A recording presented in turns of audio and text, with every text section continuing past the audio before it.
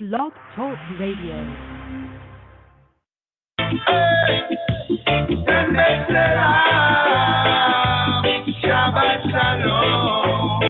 በስመ አብ ወወልድ ወመንፈስ ቅዱስ አሐዱ አምላክ የእሁድ on Sundays, the first day, እሁድ እውነትን የሚያደርግ ሁሉ ሰንበትንም የሚያከብር ጻድቅ ነው። ወደ እግዚአብሔር የተመለሰ መጻተኛ ከሕዝቡ ይለየኝ ይሆንን አይበል። እውነትን የሚያደርግ ሁሉ ሰንበትንም የሚያከብር ጻድቅ ነው። Righteous is he who does truth and honors and glories and celebrates the Sabbath. May he not question whether he will be outcast from the multitudes if he was to repent to Exavier, to the Sustainer, and enter into the worship of Elohim. Righteous is he who does truth and honors and celebrates and glories in the Shabbat.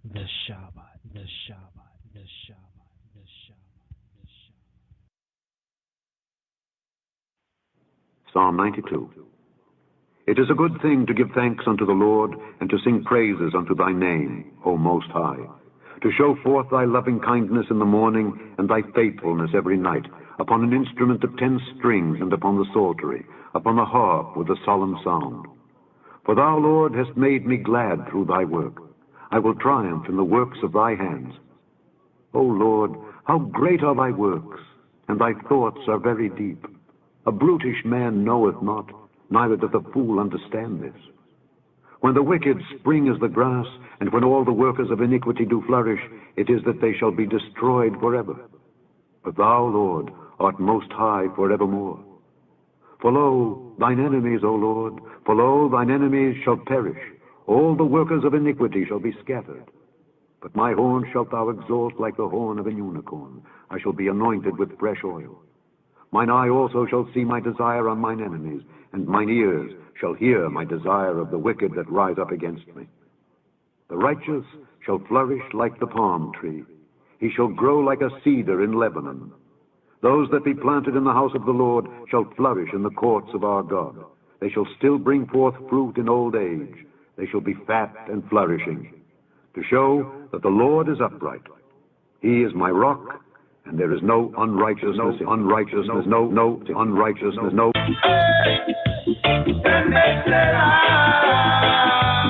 Shabbat Shalom.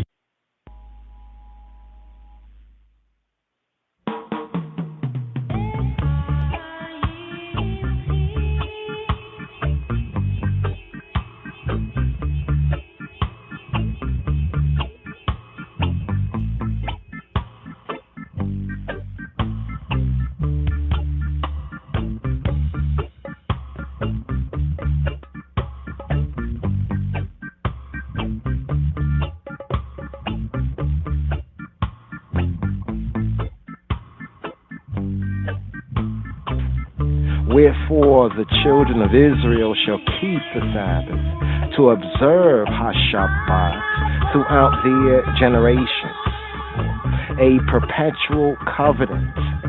It a sign between me and the children of Israel, the children of Israel forever. For 6 days Yahweh Jehovah made Hashemayim, the heavens and the earthly plane. And on the 7th day he rested and was refreshed.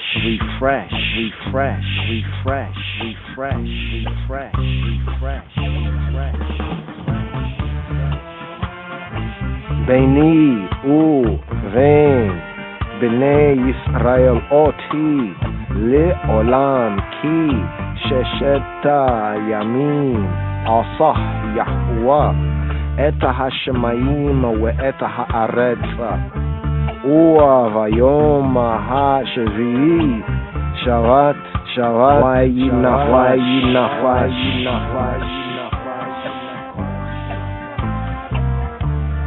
It is a sign between I and the sons of Yisrael.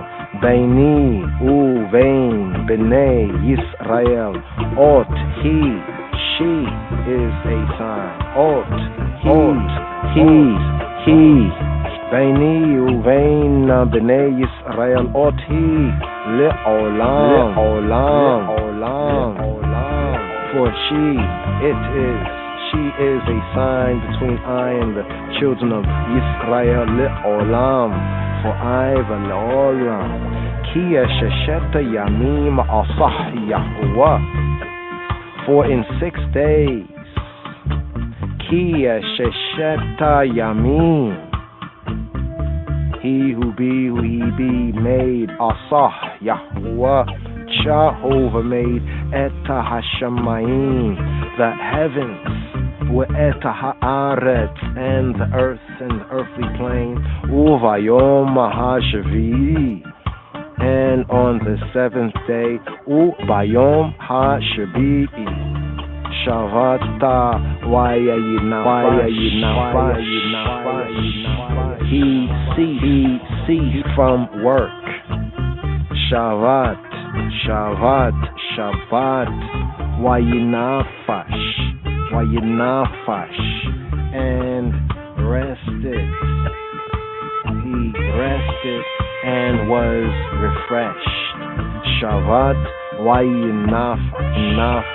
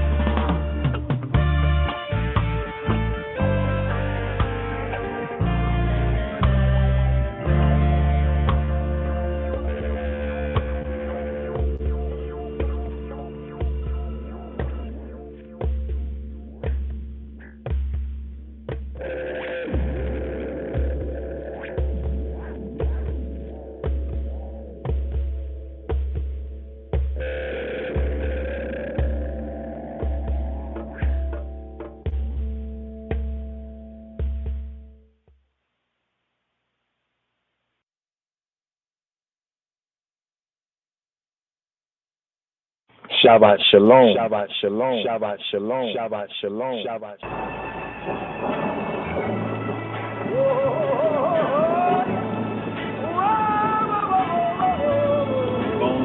Shalom, Chavarим. Here we have today's daily psalm. We have Psalm time according to the royal order of Ethiopian. Psalm 35. מזמור למ"ה לדוד, לדוד, לדוד, לדוד, לדוד. ריבה אדוני את יריבי, יריבי, יריבי, יריבי. Plead my cause, O Lord, with them that strive with me. That strive with me. That strive with me. That strive with me. That strive with me. לחם את לוחמי, לוחמי, לוחמי, לוחמי. Fight against them that fight against me. Fight against me. Fight against me. Fight against me. החזק מגן וצינה, וצינה, וצינה. Take hold of shield and buckler, and buckler, and buckler. וקומה, קומה, קומה. And stand up, stand up, stand up, stand up. בעזרתי, בעזרתי, בעזרתי. For mine help, for mine help, for mine help, for mine help. והרק חנית וסגור לקראת רודפיי, רודפיי, רודפיי, רודפיי, רודפיי, רודפיי, רודפיי. Draw out also the spear and stop the way against them that persecute me.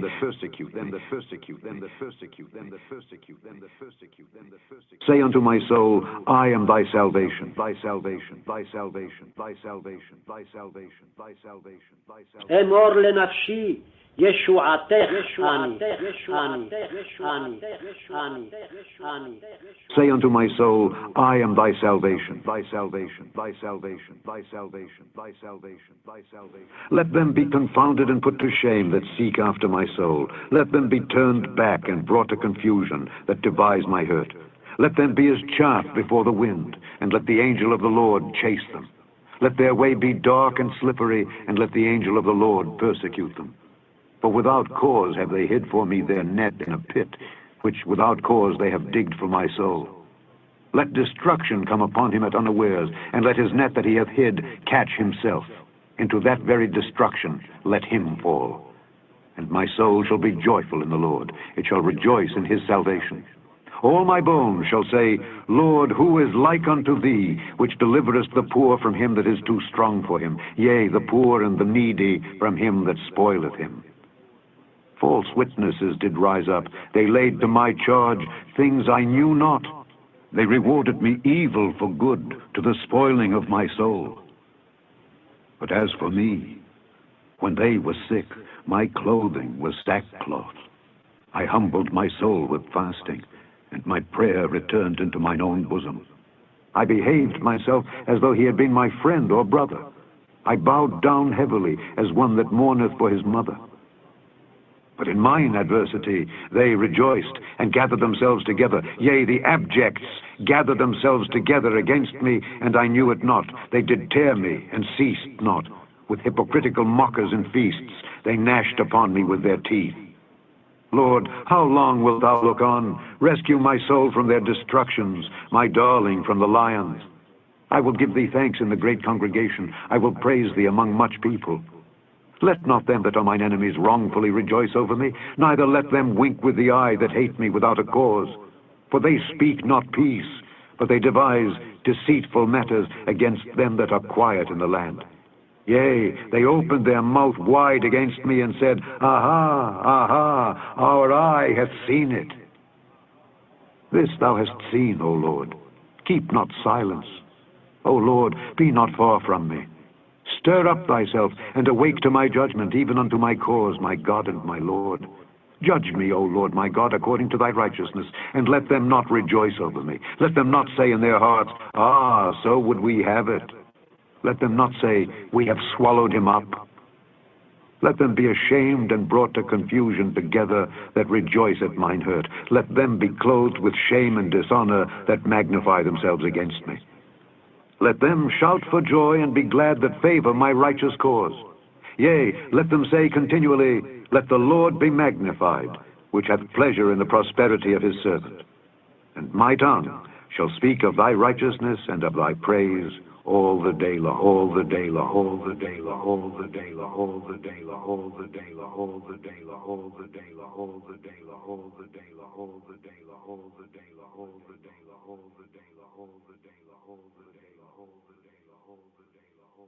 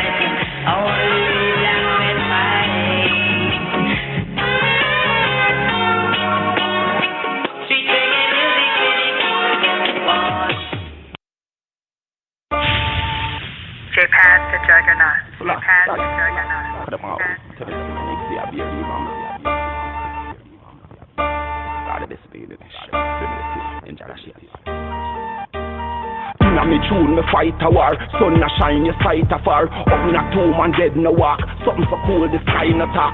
Sitting up in a me holy ark. Riding up in a the souls apart. Giving us all a older chat. Living is just a counterpart. In a me tune, me fight a war. Sun a shine, your sight afar. Up in a tomb and dead no walk. Something so cool, this kind of talk. Sitting up in a me holy ark. Riding up in a the souls apart. Giving us all a older chat. Living is just a counterpart. Use a school go kill the class. Pills you fill them with so fast. Skills you give no really last. Tell the people about a cross. Who if you take the picture off. Open scripture, read the Psalms. Jesse David Solomon, you get the lecture Babylon. For the herb no murder one. Like herbs or even serbs of Selassie words that keep me strong. All the words to we belong. Not to they grow to me belong. Africa road me need me land. No sell no soul, no please no job. 7 the gold, the covenant. In a me tune, me fight a war. Sun a shine, your sight afar. Up in a tomb and dead no walk. Something so cool, this kind of talk. Sitting up in a me holy ark. Riding up in a the souls apart. Giving us all a older chat. Living is just a counterpart. In a me tune, me fight a war. Sun a shine, your sight afar. Up in a tomb and dead no walk. Something so cool, this kind of talk. Sitting up in a me holy ark. Riding up in a the souls apart. Giving us all a older chat. Living is just a counterpart. Heaven or no Jerusalem, not even afraid of Bukaram. Ganja fill my Ukaram, Vatican a dirty one. Cause in a me dream me reach a star. Nothing for teach so preach a go on. Sit down in a me beach a far. The water deep, the beat a fat. Corporeal release was fast tutorials. Me teach a class. 7 a task a each a pass. Socrates not even task. No Rome, no Greece, no Peter Pan, no John the Christ and Easter born. How you eat the Easter bun around the feast and beast a come. In a me tune me fight a war. Sun a shine your sight afar. Up in a tomb and dead no walk. Something so cool this kind of talk.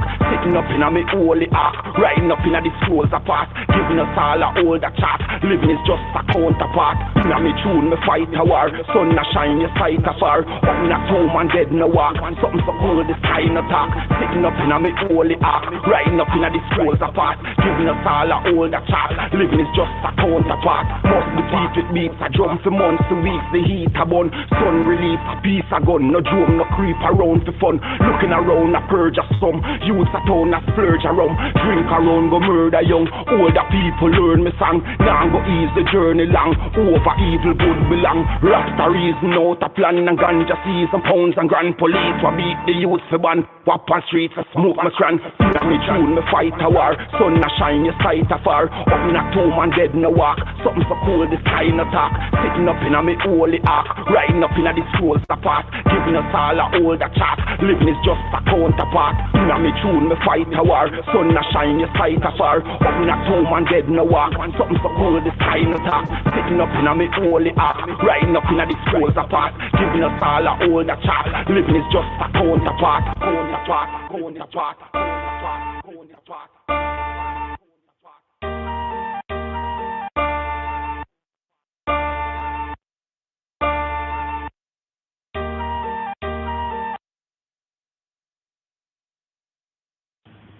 Then the Kahin, the priest, shall take the host with his wet hand, and passing his hand over, and upon it shall say, from Psalm 27, verses 8 and 9, I sought thy face, thy face,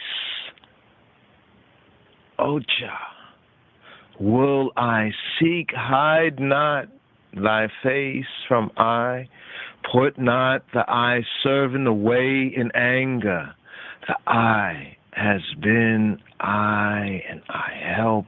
Leave I not, neither forsake I and I. O Elohai, Hailai, the power of my Yeshua, of my salvation. Sabbatical study, this I Rastafari sabbatical study for this Shabbat Strong. Shabbat Shalom, Habarim, Shalom. All right, Hebrew first words here for the Kaf Chet 28, weekly Torah portion reading and feeding, and a yearly cycle sabbatical studies. Right, for this Rastafari Shabbat Strong. Here we pick up with the Yod Dalet chapter, third book of Moshe, Hebrew book that's called Leviticus. Here we have Sefer Vayikra, Leviticus, third book of Moshe, known as Leviticus chapter 14, the Yod Dalet chapter, Hebrew first words here for this 28th weekly Torah portion reading and feeding. Here we have Daberi Yahuwah el Moshe Leimor, and the Yahweh, he who be, HaKadosh Baruch Hu, Baruch Hashem, the Holy One, blessed be He, blessed be the name, spoke to Moses. Why daber Yahweh? Why daber Yahweh el Moshe Leimor? Zot Tihyeh Torah. This is she. This is the law. Tihyeh Torah HaMitzorah of the leper B'yom in the day Taharato in the day of his cleansing with Huba Il HaKohen, and he shall be brought to HaKohen, and he shall be brought to the priest. Hebrew first words. First words here for this 28th sabbatical study, for this Shabbat strong. Mitzorah, ha-Mitzorah, the leper. Hebrew first words. Vaydaber Yahweh Moshe lemor, Zota tihyeh Torat ha-Mitzorah, b'yom ata ha'arato, v'huba el ha-Kohen.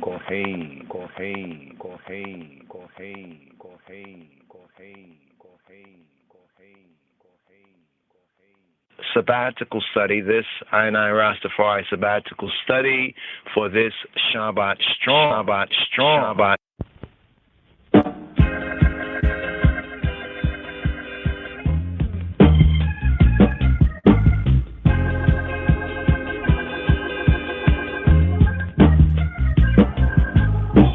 King Pharaoh's plague is coming down on the land.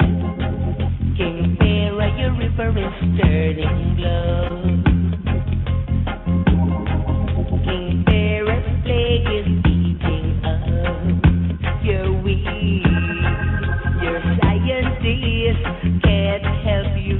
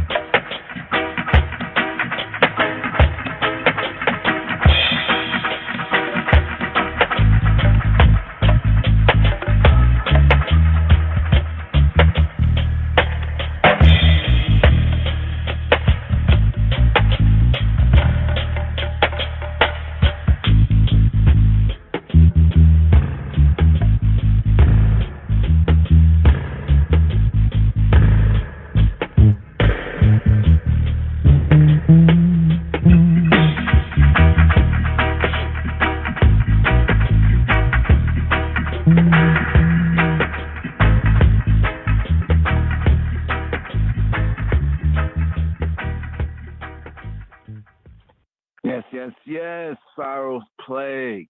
Interesting. Here we have מצורע, and here Shabbat HaGadol, the great Sabbath, Shalom, the Shabbat. Here we're at the Shabbat, the Sabbath before Pesach. Of course, this is the After Shabbat podcast right here on the Ear and the Irid, but here, Shabbat HaGadol, the great Sabbath the Sabbath that immediately precedes the feast, the festival of Pesach. Now, Passover, although if we read it, we have like the Passover, the 8 days, but in full, it's a month-long celebration right here. Of course, there's the intermediate days, where, some regular works can do go on, but there's some, highlights of it, especially for I and Moshiach, Yeshua. But here, the Shabbat that immediately precedes the feast, the festival, the Moed. What is Moed? Moed is an appointment. Moed can be an appointment of time, of place, of space. This word also was Psalm 74. Yeah, slicha if I'm wrong, but Psalm 74 is the one that says about how they burn up all the synagogues in the land. The Moed, and the tent of meeting is known as the Ohel Moed, the tent of meeting, sometimes translated as the tabernacle of the congregation, I think in the English, the tabernacle of the congregation. More correctly, the tent of the meeting or the tent of the appointment. So Moed also refers to that, but in Leviticus and elsewhere in HaTorah, we have Moed in the singular sense and the Moedim. So here in Abib, the first month of the Hebrew, we could say the holy year, the Israelite, the holy year. He says this month, this moon shall be the Rosh Chodashim, the beginning of months, the beginning of moons to you, the beginning of the season. So here going forward for at least 7 months, because when we come to the 7th month, we come to what HaTorah says is the end of the year. Some will say, oh, you can't have 2 new years. So for some, but it's very clear that when we come to the 7th month, in the cycle of time, proper timekeeping, it's not what ones would usually refer to as a year, but the 7th month seals up these feasts and festivals, appointments, the appointments, what we refer to sometimes as the ecclesiastical in the sense of the kahal, the kahila, New Covenant sense, the church, called out assembly. So we have the Hebrew, the high holy year, or the time period over the 7 months. And there are 7 feasts and 7 festivals that occur in 3 seasons.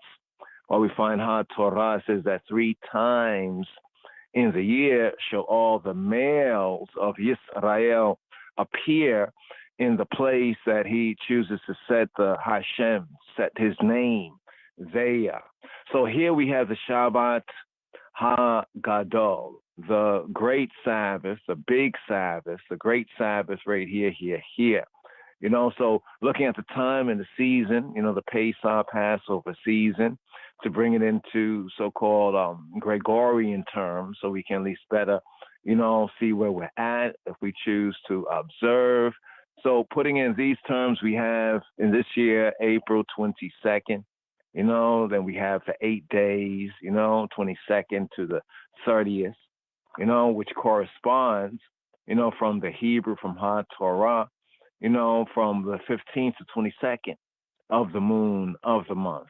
Get into some of those details as we move forward. But right here, we have a Torah portion, reading and feeding, a little bit more on the Pesach as we come closer to that time. So we're basically looking at what is called the Monday, here in this season, according to the lunar solar calendar. So from Abib 15th, calculating from the lunar solar calendar and the month of Abib 15th to 22nd, which corresponds in this year, this season, to the Gregorian 22nd of April to the 30th.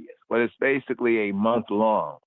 The holiday or the season of Pesach, which represents the first of the three times. Let's get into a little bit more detail here, but we have a psalm here to ride up with here in the season, Psalm 35, right here, in this season, at this time, this year. But here, this is standing information, Pesach, the season of Pesach.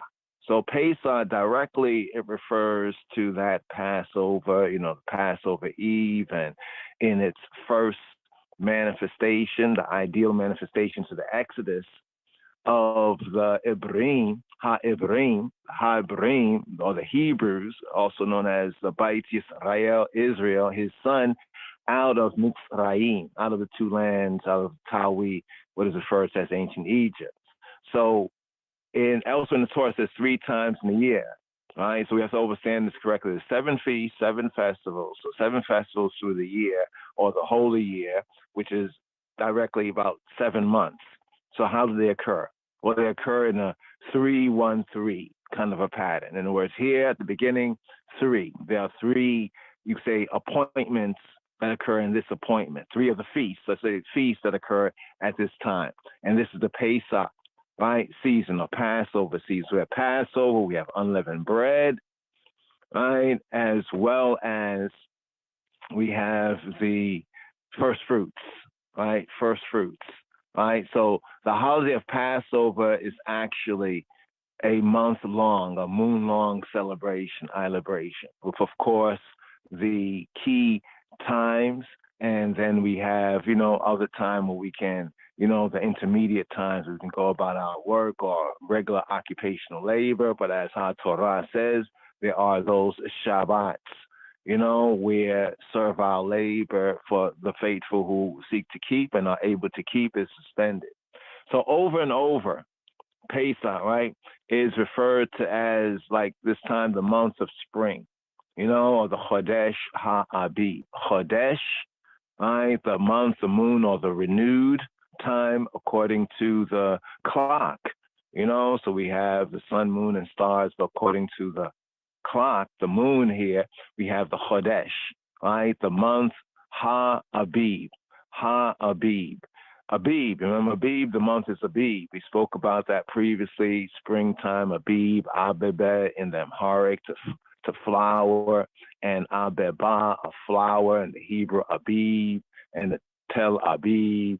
But the month of spring, the springtime, with the barley harvest, the month of redemption from HaTorah, right, within the holy, it's known as the month of redemption, right? Also referred to after the Babylonian exile by Ha-Yehudim, the Judeans, as the month of Nisan. But in HaTorah, we have it as Abib. But even with the name after the Babylonian exile, right, of Nisan, right, the word Nisan, some say, may come from or related to the Hebrew word Nitzan.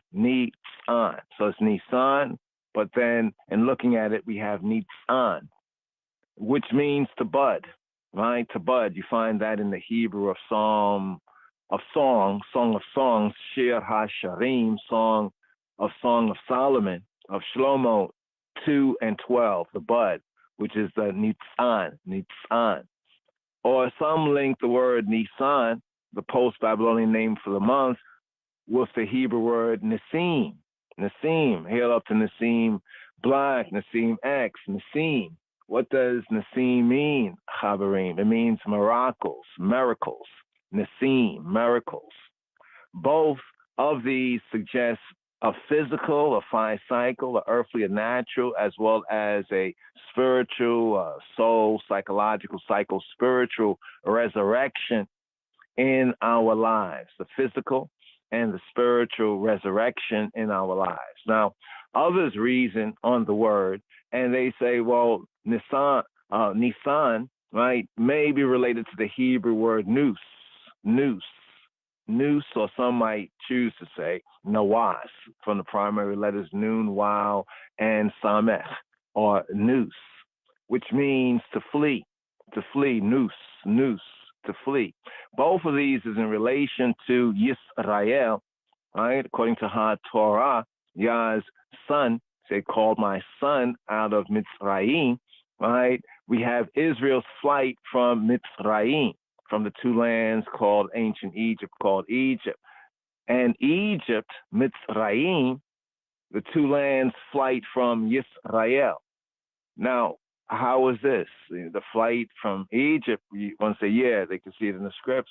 What was Egypt's flight from Yisrael? Well, when they're pursuing Mitzrayim, right, ancient Egyptian army, the cavalry, right, the cavalry, right, when they fled, right, Nisim, right, before the sea closed upon them. That was that miracle right there that we have articulated and referenced in Exodus chapter 14, verses 25 and 27. Now, we also see the usage, right, this usage in another verse in Proverbs 28 and 1. The wicked flee, nasu, they flee, nasu, when no one pursues. But the righteous are bold as a lion. Aryeh. Now, Hasatan, the adversary and the adversarial power is found in the lie or the deception. If he can make you afraid, you won't think clearly. Establishing your faith, the emunah, your admittance, your amen, your emunah in the emet, in the truth, will embolden you to deal with the lies, with the deception, distortions that are intended. These lies, deception, and distortions are intended to enslave you in fear and phobia, right? False evidence appearing real. As Adon Yeshua, right? As the master, the boss Yeshua said, the truth will set you free.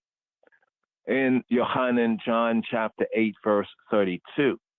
So note that the three spring festivals, or the three festivals, right, the Mo'adim that occur in the spring, they occur in the month, in the Torah of Abib, also known in latter-day times as Nisan, and they overlap, and they run into each other. You know, it's almost like a kind of baton, like, you know, those marathon, you pass the baton, so to speak, you know, how they run into each other or connect.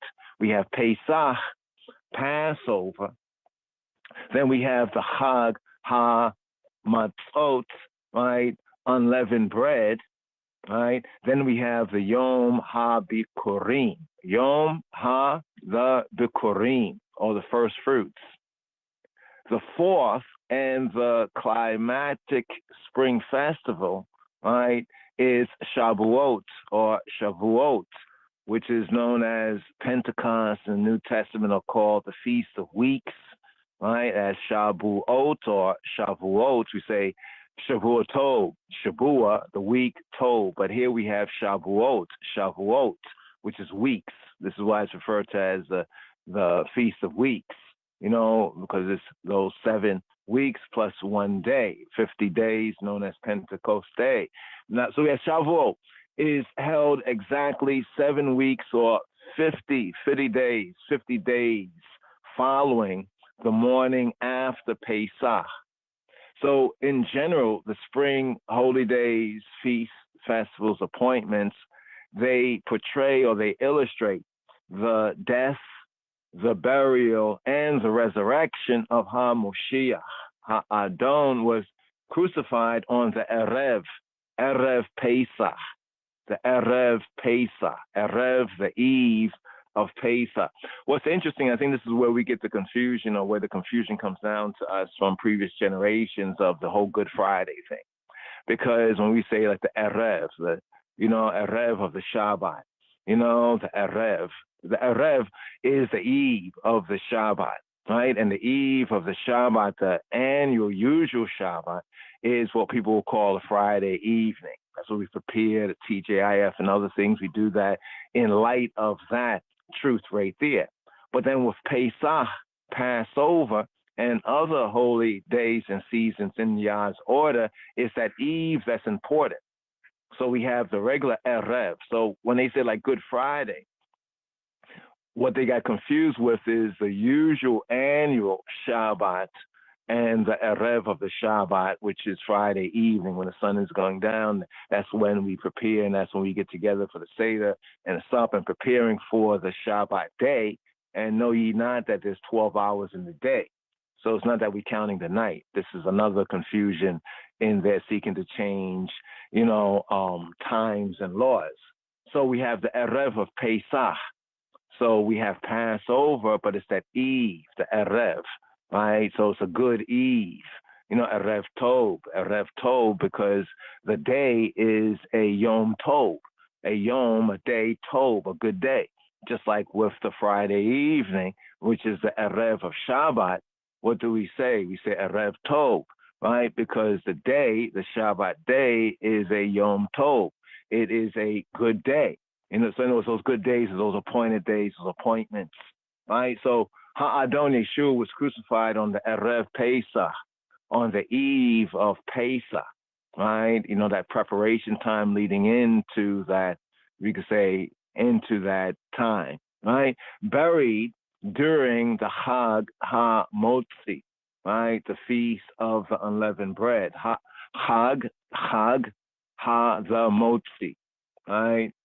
And was resurrected on Yom HaBikurim, which was in that year, that season, that time, right? The first day of the Shabua, and 3 days, right? That Shabbat, right, after Pesach, right? What is that Shabbat after Pesach, right? We have the third day, and then we have the first day. So basically, he kept his word, 3 days, 3 nights. Now, when you use the whole Good Friday, as it has been misunderstood over the recent ages, you don't get 3 days. You from Friday, Saturday, and Sunday. It's because you say, well, Sunday is the third day, but he was already up before the even day came in fully. It doesn't make sense there. But if you look at it in truth, he was crucified in the middle of the week, which is the 4th day that we would call Wednesday, right? And by time the Sabbath, by time the Pesach was coming in, that was what we would call Thursday, right? That's why Joseph of Arimathea made haste to get a habeas corpus, to get the body, right? So it can be, entombed, right? So by time we could say the proverbial sunlight went down on the middle of the week, the 4th day of the week, known as Wednesday today, right? Yeshua was already in the tomb, in the belly, you could say the belly of the earth, and those are the Hebrew idiomatic ways of expressing the essential idea. And they went forth to eat the Passover by the evening time. So that's the connection right there with Yeshua crucified on the Erev Pesach. He was buried on the Chag HaMotzi. By time that next day coming in, that's first day of the unleavened bread, and then was resurrected 3 days later from Thursday, Friday, Saturday, and then we have the first day resurrection, which corresponded with, the Yom HaBikurim, because it says the morrow after the Shabbat. All right, so you check the weekly Shabbat, the morrow after the first day. All right, so Shavuot, speaking about Shavuot, or Shavuot, weeks, was the day that the Ruach HaKadosh fell, right, or came upon, right, the followers, the disciples and the followers of Ha'adon, Adonai Yeshua, in fulfillment of the promise that was given by Adonai, right, by our Adon, our Lord, our Master, our Boss, our Sovereign, right? So this now leads us right here in the prep, the preparation of our hearts and minds right here. We'll go through a little bit more detail, but of course we have to segue, at a particular point we're going to have to segue into the Mitzorah. And the Mitzorah is also very, very, very, very interesting, the cleansing of the leper, and also seeing the foreshadowing, right? The foreshadowing of that within that fulfillment in the Moshiach, Yeshua. But here, and then also touching on leprosy and, the plague and how that connects with Mitzrayim as well, and even the spiritual applications thereof. But right here, we have a psalm, and the psalm also has great interest, Psalm 35. It's almost like a Torah. It's a Torah lawsuit, right? Since Torah, the law, right, as it's called, so the actual meaning of his instructions. But within that, we do have judgments and where one can make suits. So right here, today's daily psalm, Haverim.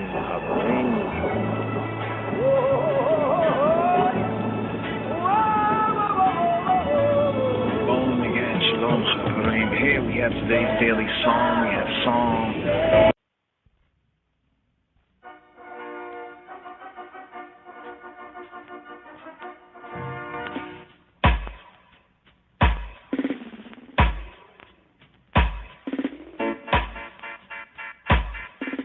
Psalm 35. Plead my cause, O Lord, with them that strive with me. Fight against them that fight against me.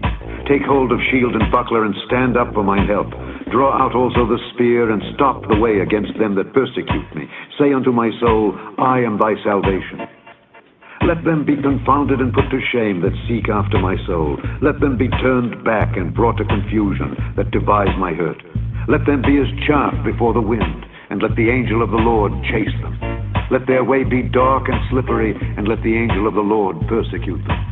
For without cause have they hid for me their net in a pit, which without cause they have digged for my soul.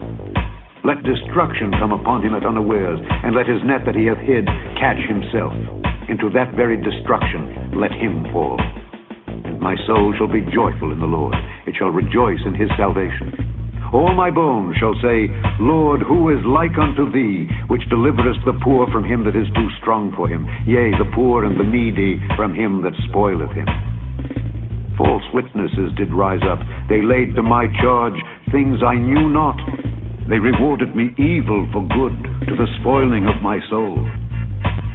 But as for me, when they were sick, my clothing was sackcloth. I humbled my soul with fasting, and my prayer returned into mine own bosom. I behaved myself as though he had been my friend or brother. I bowed down heavily as one that mourneth for his mother. But in mine adversity they rejoiced and gathered themselves together. Yea, the abjects gathered themselves together against me, and I knew it not. They did tear me and ceased not. With hypocritical mockers and feasts they gnashed upon me with their teeth. Lord, how long wilt thou look on? Rescue my soul from their destructions, my darling from the lions. I will give thee thanks in the great congregation. I will praise thee among much people. Let not them that are mine enemies wrongfully rejoice over me, neither let them wink with the eye that hate me without a cause.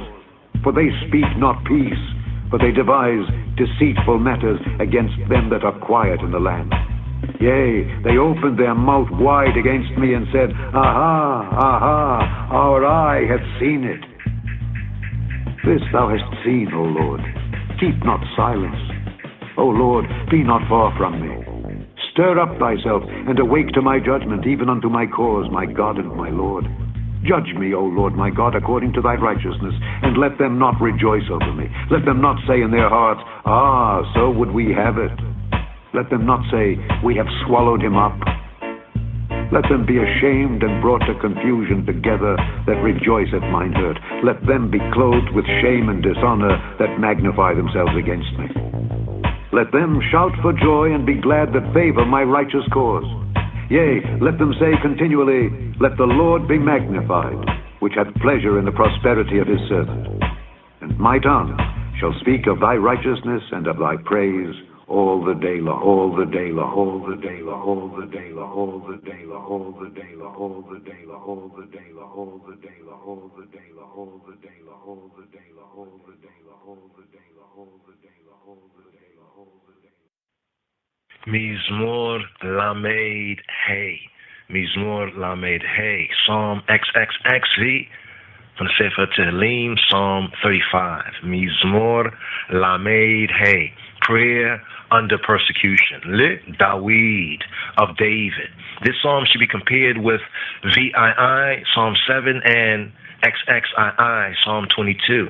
This psalm, today's daily psalm, according to the royal order of the Ethiopian Hebrews, and here, after the order of Malachi Sedek, we have Mizmor Lamed Hey, Psalm 35, which should be compared with Psalm 7 and Psalm 22. It is a cry of distress from David, Le David, when he was being hunted by Saul. Now, resemblances have been noted with the language of the book of Yirmiyahu, Jeremiah, Ermias, in which the prophet also cries out in his affliction. Like circumstances may well account for the similarity, or the prophet may have been acquainted with the Mizmor, even today's Mizmor Lamed Hey, Psalm XXXV, Psalm 35, and used its phraseology. So today's daily psalm, Mizmor Lamed Hey, Psalm 35, Psalm XXXV from the Sefer Tehillim, the Psalter, prayer under persecution. The opening 10 verses is the appeal for help. Le Dawid, superscription of David, implication a psalm, Mizmor Le Dawid. Le Dawid. Riva Yahweh eta Yerevai, Leham eta Lochemai. Plead, O Yahweh, Riva Yahweh, plead my cause, O he who be, we be. With them that plead, strive with I. Riva Yahweh eta Yerevai. Strive, O Yahweh, O he who be, we be, Adonai, with them that strive against I. Lecham eta lochmai. Fight, lecham, fight against them that fight against I. Lecham eta lochmai. First verse right here, plead or strive. Riva Yahweh,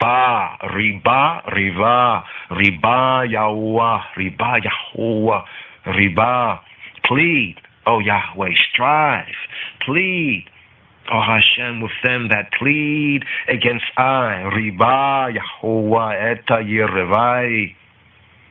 The phrase, it suggests a suit in a court of law, where the defendant calls upon an advocate to defend him against his accusers.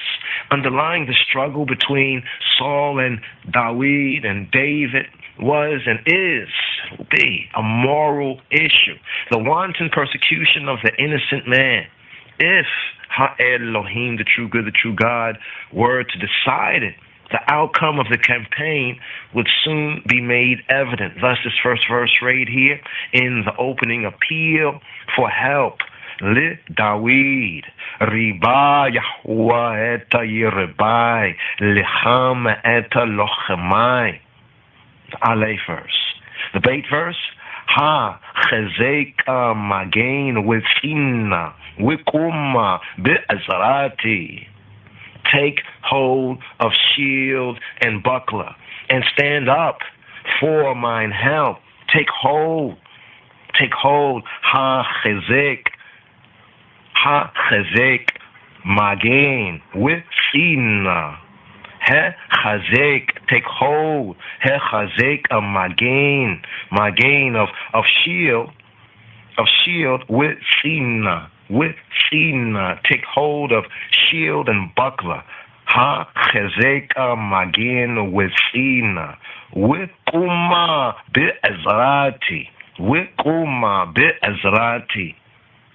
And rise up with kuma, with kuma, with kuma, with kuma, with and kuma, rise, bi'ezrati, bi'ezrati, for my help.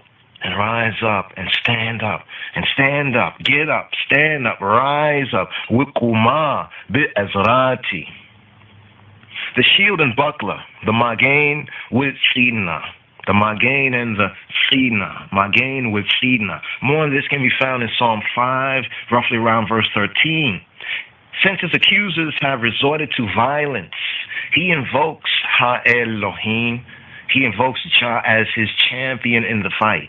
In the scriptures, Ha-Elohim, the true good, the true God, is named a man of war. We have this in the Exodus Psalm. We have this in Exodus chapter 15, verse 3. But he is only a man of war to help the weak against the ruthless strong. Thus we have this verse here, the second verse, the bait verse. Ha chezek amagain with sina. Take hold.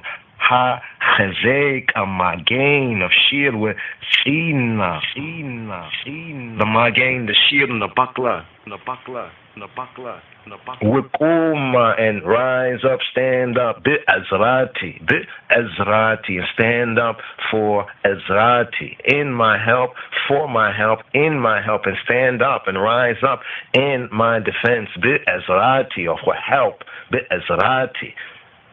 The Gimel verse, the third verse, with harek achenit usgora likra'at rodfai.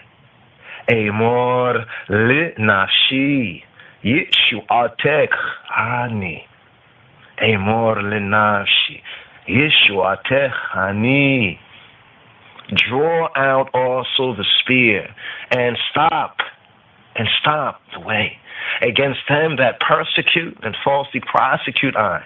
Say to my soul, Amor linafshi. Say to my soul, Amor linafshi. I, thy salvation, I. Yeshuatek, ani. Say to my soul, thy salvation, I am thy salvation. Draw out, with harek, draw out also the spear,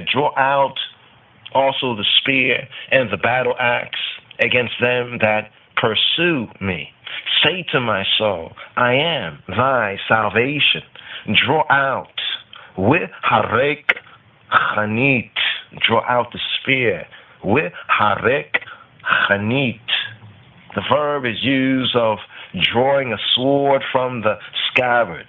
We have this in Exodus chapter 15, verse 9. Similarly, the spear, the chenit was kept in a holder from which it was taken when required, in the sense of drawing out a weapon from the holster. So what he says right here, with harek chenit, draw out also the spear. Usugor. Now, it's interesting here because in the Sefer Tehillim, coming from the more Hebrew direct translation, we have the Hebrew there as a witness, we have battle axe. In the KJV, it says, draw out also the spear. That's the first phrase. Then after the comma, it says, and stop. Then you see italicized the way, out of italics, against them that persecute me. So the real words there is, and stop against them that persecute me. Draw out also the spear, and stop against them that persecute and falsely prosecute, or against them that pursue, bringing it out even more, against them that pursue I. Usgor, likra'ata rodafai. You rodify the ones that pursue I. Now, the Hebrew may be the imperative of a verb. In other words, the sense of close up, what we have in the KJV, and stop, and stop. They add in the italicized words, the way, the sense of it, to stop, because the Hebrew may be the imperative, the command word. The command word, as we have usagor, and sagor, usagor, stop, close up. Hence, the authorized version, like the KJV, says stop the way. Some as Rashi and Ibn Ezra agree with that. Kimchi or Kimchi, he suggested that it was a noun. So others look at this word and see u and sigor, the sigor, as actually being a noun and not the imperative of the verb, the commandment to stop, but actually a noun, something that stops something. And therefore, Kimchi and others suggest that it's a noun signifying an implement of war. And this view is now actually what is generally accepted. It was a view that wasn't so much generally accepted, but as one studied, they got to recognize that, yes, we can look at this as a imperative, a command, stop, draw out. Even when you say draw out, in the sense of draw out is a command. So, we're harek chenit u sigor likraat, against them or to meet them, likraat rodify, to meet them, against them, to meet those rodify. I pursuers. Say to my soul, this is the key phrase here in the third verse, amor linafshi, amor, to say, the command, say to my soul, say to her, say to my suke, my nefesh here, lit nafshi, amor linafshi, say to my soul, amor linafshi, yishu atech ani, and this right here is the language of he speaking to she, speaking to my soul, I psyche, I suke, saying to the soul, because the soul without instruction, in Yahweh, truth and life is headed for self-destruction. So saying to the soul, I am, he who he be, she, I and I suke, I and I soul, salvation, amor linavshi, yeshuatech, ani. Give me the heartening, right? The heartening, to keep it heartical, that message, the message of salvation, that the I, he who he be, will help me, will help her, help my soul, my psyche, to victory. And victory and salvation, Hebraically, is one and the same sense. So salvation is victory, victory is salvation, Hebraically speaking. So here, this can also be interpreted as say to my soul, amor linafshi, yeshuatech, ani, yeshuatech, your victory, saying to the soul, the psyche, your victory, ani, I be. So this psalm, to he who be my advocate, and also advocate for my soul, the victory, the salvation, the victory, even the victory of good over evil. So we have these three verses here in the appeal for help. Now, as we move this forward to the first section, which is the first 10 verses, but just getting a groundation even with the first 3 verses. Let them be confounded and put to shame that seek after my soul. Once again, bringing out the emphasis here of the soul. Right? What does it profit a man to gain the world and to lose his own soul? The emphasis of the soul and the defense of the soul.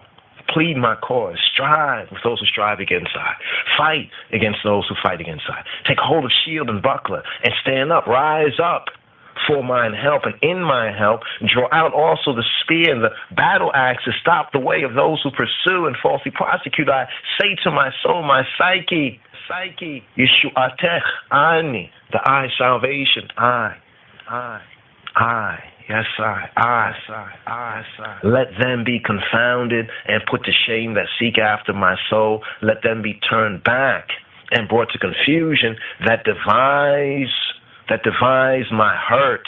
Yeboshu, we ye kalmu, me bakashe nafshi, ye sogu achora, we yachit perua choshve raati. Those who seek my ra'ati, my hurt, those who seek evil upon I. Let them be ashamed and brought to confusion. The sense of this. Yeboshu, let them be abashed, abashed. Yeboshu, we yikalmu, and brought to confusion. Mevakeshe, nafshi, those who seek nafshi, my soul, my psyche. Yisogu ahor. Now here we have that very same, the battle axe to stop the way right there, where it says right here, let them be turned back, let them be turned backward. Yisogu, them being turned ahor backward. With Yachipru choshvei ra'ati. With Yachipru choshvei ra'ati. Let them be turned back and be abashed, and then abased, brought to confusion, right? That seek after and devising my hurt. Let them be ashamed, Yeboshu, in the complete triumph which Ha-Elohim, the true good, the true God, will have secured for the persecuted and the falsely prosecuted. He uses stern and relentless language, very cut, and direct language, and straightforward and upright language, but it's not animated by a personal vindictive spirit. This is the key. Right? May the words of thy mouth and the meditation of thy heart be humbly acceptable in he who be sight. So although the language, it may be considered stern, may be considered relentless, it's not animated by a personally vindictive spirit, as is clear, it can become clear even in verses 12 to 14 and in verse 19. It is the triumph of righteousness and that vindication of the good over the evil, which he and I and we, which we desire to see consummated and to see fulfilled. So therefore, the firmness of the word, sound, and power. The fifth verse now continues to ride up in the opening appeal for help.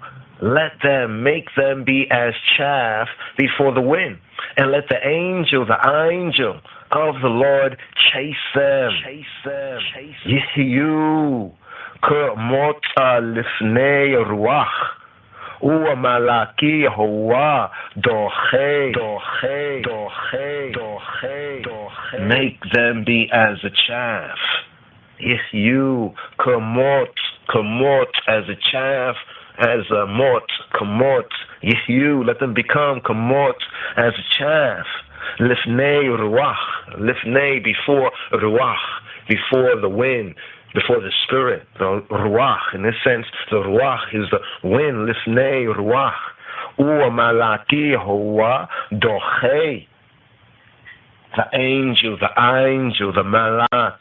The Mala'aka'u and Mala'aki Yehovah, and the angel of Yahweh, of Jehovah, thrusting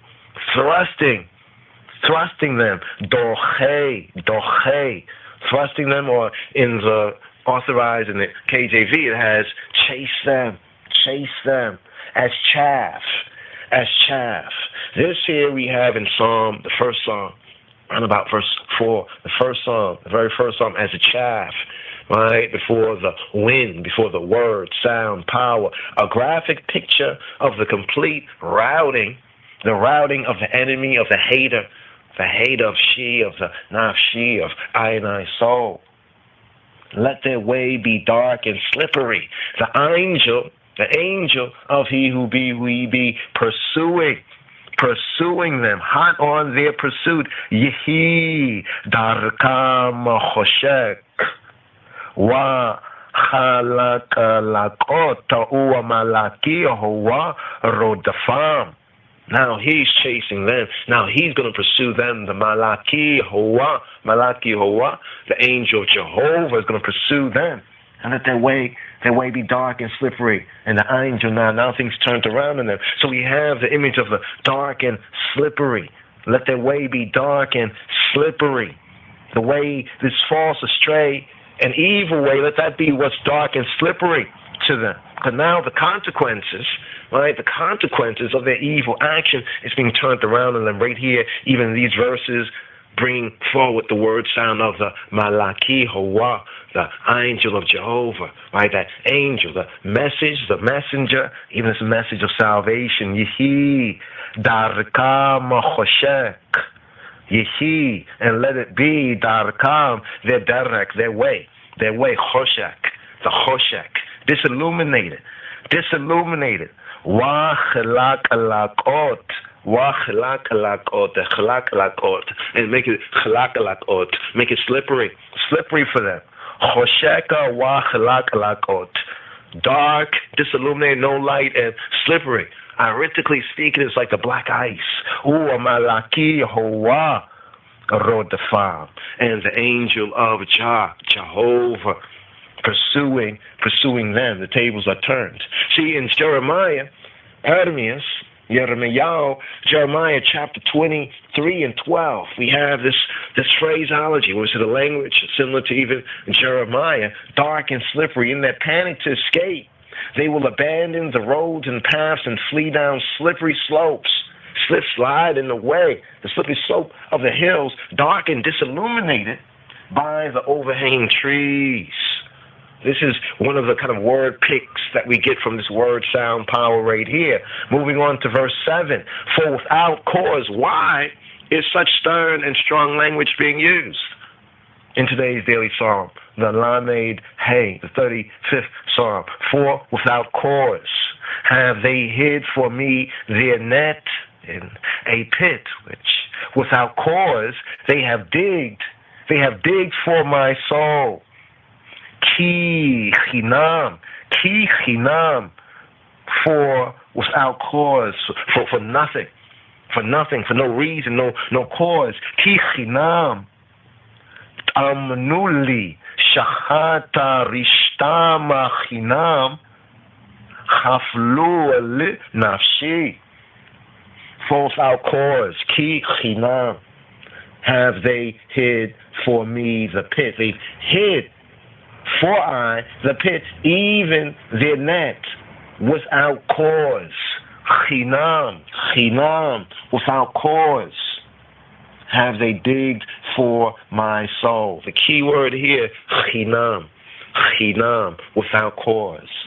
Chinam. Robeinu says, do not be angry against your brother without cause. Some people say, if you have cause, I say, listen to Robeinu, not to them. Let's understand this in the context, a repeated phrase that explains the state of his mind, and also the content of his prayer, and I prayer. It's not malice, but it's righteous indignation is his motive. It was without cause. You know, did you do them something? It's just their evil, bad mind. It's without cause. So thus, it is only righteous to have such righteous indignation. He's given us the reason. This is the reason. For without cause have they hid for me the pit, even their net. Without cause have they digged for my soul. For my soul. Let destruction come upon him unawares, and let his net that he hath hid catch himself. With destruction let them fall therein. So he said, let them get the consequences of their own action. That which they were seeking to do to my soul, let the consequences fall upon them. That is only right and just. Even HaTorah, the spirit and the truth of the word, speaks as saying, make destruction come upon him at unawares. Here in verse 8, Tivoehu, Shoah, Lo Yeda'a, Where Rishto Aman, Tia Likado, Bit Shoah, Yipal Ba, that they have hid, let them fall, let that destruction, with destruction, Bishoah, the Shoah, Yipal Ba, with destruction, let him fall therein. With destruction, into that very destruction, the same destruction, let destruction come upon him at unawares. He's not calling out just some destruction just to destroy someone he don't like. No, he's saying this is what they have designed, this is what they have hidden, this is what they are digging for my soul. Let them eat of it. Let it be for them, John. And that is only righteous, John. And John's words say, yea, and I. The saints say yea and amen. It's not motivated by vindictiveness, but by righteousness. Into that very destruction, let him fall. Remember, without cause? The pit, remember the pit? Even the net, the pit, even the net is without cause. Have they hid from me the net that I should be caught therein? They're traps. And they have digged the pit for my soul. See, if you already know what or where the soul is, if you and I recognize what does it profit a man to gain the world to lose his very soul? For my soul they have, against my soul they have done this, that I should fall into it. This is undoubtedly the sense of the verse, right? That's why it says upon him. See, the singular may point, some say, because the circumstances of the song, to the chief enemy, Shaul, Saul, more probably to his opponents collectively, all of them as one man, Verse 9, kicking it up, and my soul, by such righteous judgment. In verse 9 of today's daily psalm, Psalm 35 and 9, it says, and my soul shall be joyful in Hashem, joyful in Jehovah. And she, in other words, shall rejoice in his salvation. She shall rejoice. It says it here, but the context of it, all right? With nafshi, tagil, Yehovah, tasisa, bishuato, in his Yeshua, in his victory, in his salvation. And she shall rejoice in his salvation. Bishuato, Yeshua, Bishuato, in his victory, in his salvation. And my soul shall be joyful. With nafshi, tagil by Yehovah, tasis, and rejoice, tasis, Bishuato. All my bones shall say, Lord, who is like to thee, I, which deliverest the poor from him that is too strong for him. Yea, the poor and the needy from him that spoileth him. This verse here, verse 10. Kol ha'atzmotai, tomar na Yahuwah mi kamoka, matzil ani yamei chazaka mimenu, ve'ani ve'evyona mi yagozlo. A beautiful verse right here. All my bones shall say, call atzmotai, call all atzmotai, all my bones, tomarna Yahuwah mi kamoka, who is like to thee, I, O he who be, Matila aniya me chazaka mimenu, who delivereth the poor from him that is too strong for him. With ani, with evyon, miya gozlo. Yea, the poor and the needy. With ani, with evyon, with evyon, with ani, with evyon, the ani and the evyon. With ani, with evyon, mi gozlo, from him that spoileth him. My soul shall be joyful. Have no need to doubt to whom he and we is indebted for that escape. All my bones, in addition to the moral satisfaction, which is soul, the nefesh, will and does enjoy that victory of good over evil, there will be a grateful sense of relief throughout his bodily frame, that health. You know, the connection, the psycho-spiritual, the psycho-phi-cycle connection.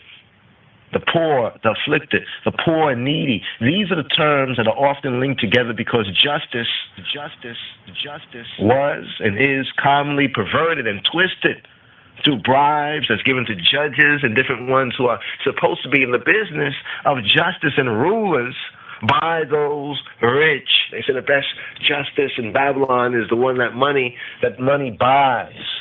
So that's the words here, first 10 verses in the appeal for help, the appeal for help, for help, for help, for help, for help, for help, for help, for help, for help, for help, for help, for help, for help, for help, for help, for help.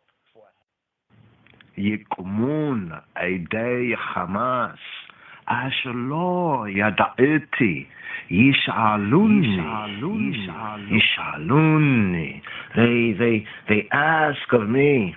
They ask of me things I don't know. Ashalo Yadaiti Yishaluni. Who? False witnesses. False witnesses did rise up. Yikumun Aidei Hamas.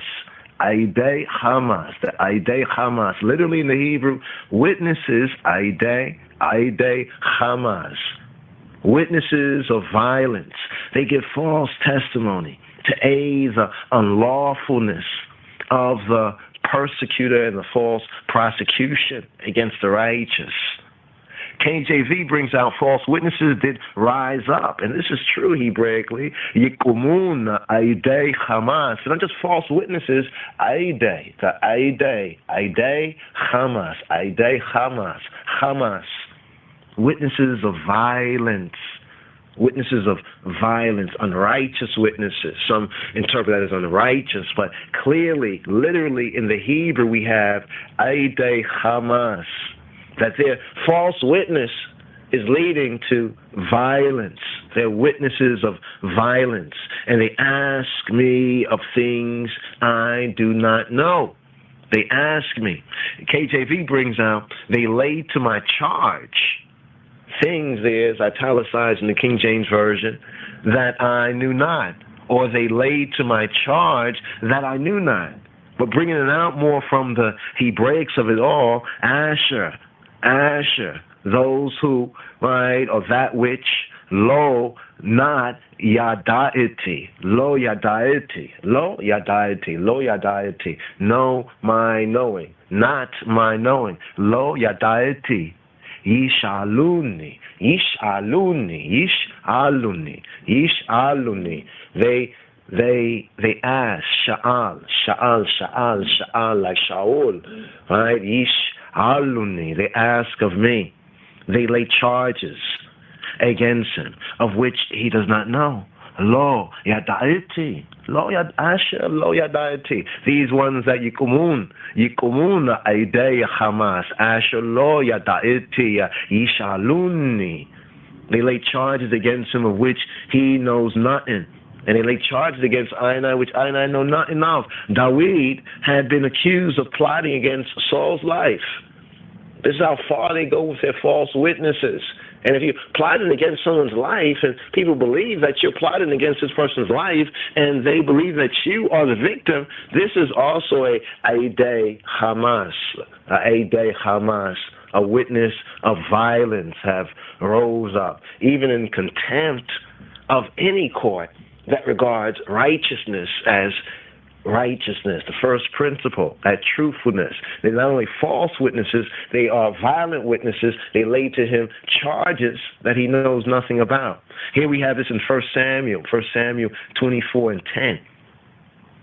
Verse 12 brings out, they rewarded me evil for good to the spoiling of my soul. They rewarded me what? Evil for good. They repay me evil for good. Now it's interesting because the last word of verse 11, Yishaluni. They asked of me. Here in verse 12 we have Yishalmuni Ra'a Tachata Torah Shekola le nafshi Shekola le nafshi. They rewarded me evil for good to the spoiling. Shechol linafshi. The spoiling of nafshi, the spoiling of my soul. The spoiling of my soul, or bereavement. Now, this is an interesting phrase we have here. Bereavement is come to my soul. The good he had done is defined in these next two verses. What is this good that he had done? He said that they had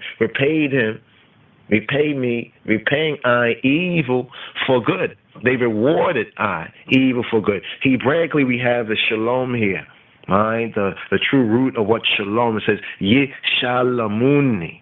So it's an interesting kind of a turn on a word, as we said from the verse before, where it reads, Yikumun Eidei Hamas, Asher Lo Yadaiti, Yishaluni Ra'a Tahata Tova, Shechola Linafshi.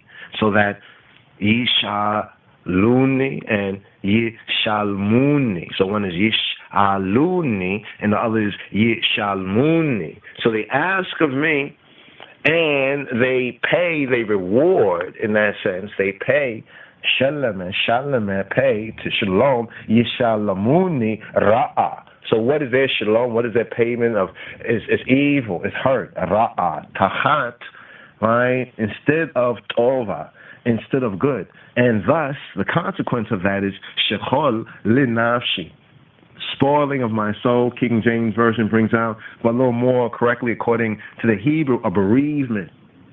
See, the terse Hebrew phrase, the tight Hebrew phrase, Shechol Linafshi. Shechol Linafshi. Bereavement. Woe to my soul. Bereavement is coming to my soul. It's an exclamation. It corresponds to what one would say, woe is me, woe is I. Shechol lenafshi, shechol lenafshi, shechol, woe, bereavement. Otherwise, it could be translated as, it is a bereavement. It is a bereavement. It's a spoiling. It's a woe to my soul, lenafshi.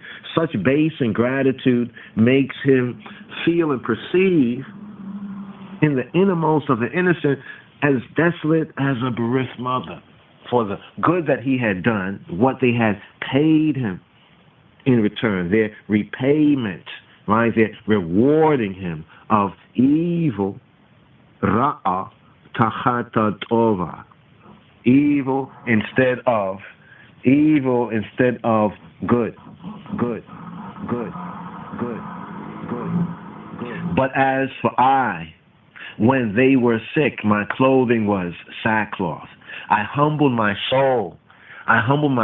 With fasting, and my prayer returned into mine own bosom. But as for I, and I, Bachilotam, Lebushi sak.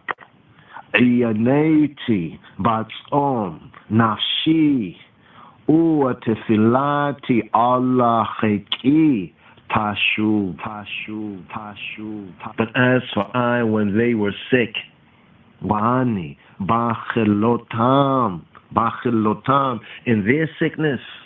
But as for I, when they were sick, levushi sank. My clothing was sackcloth.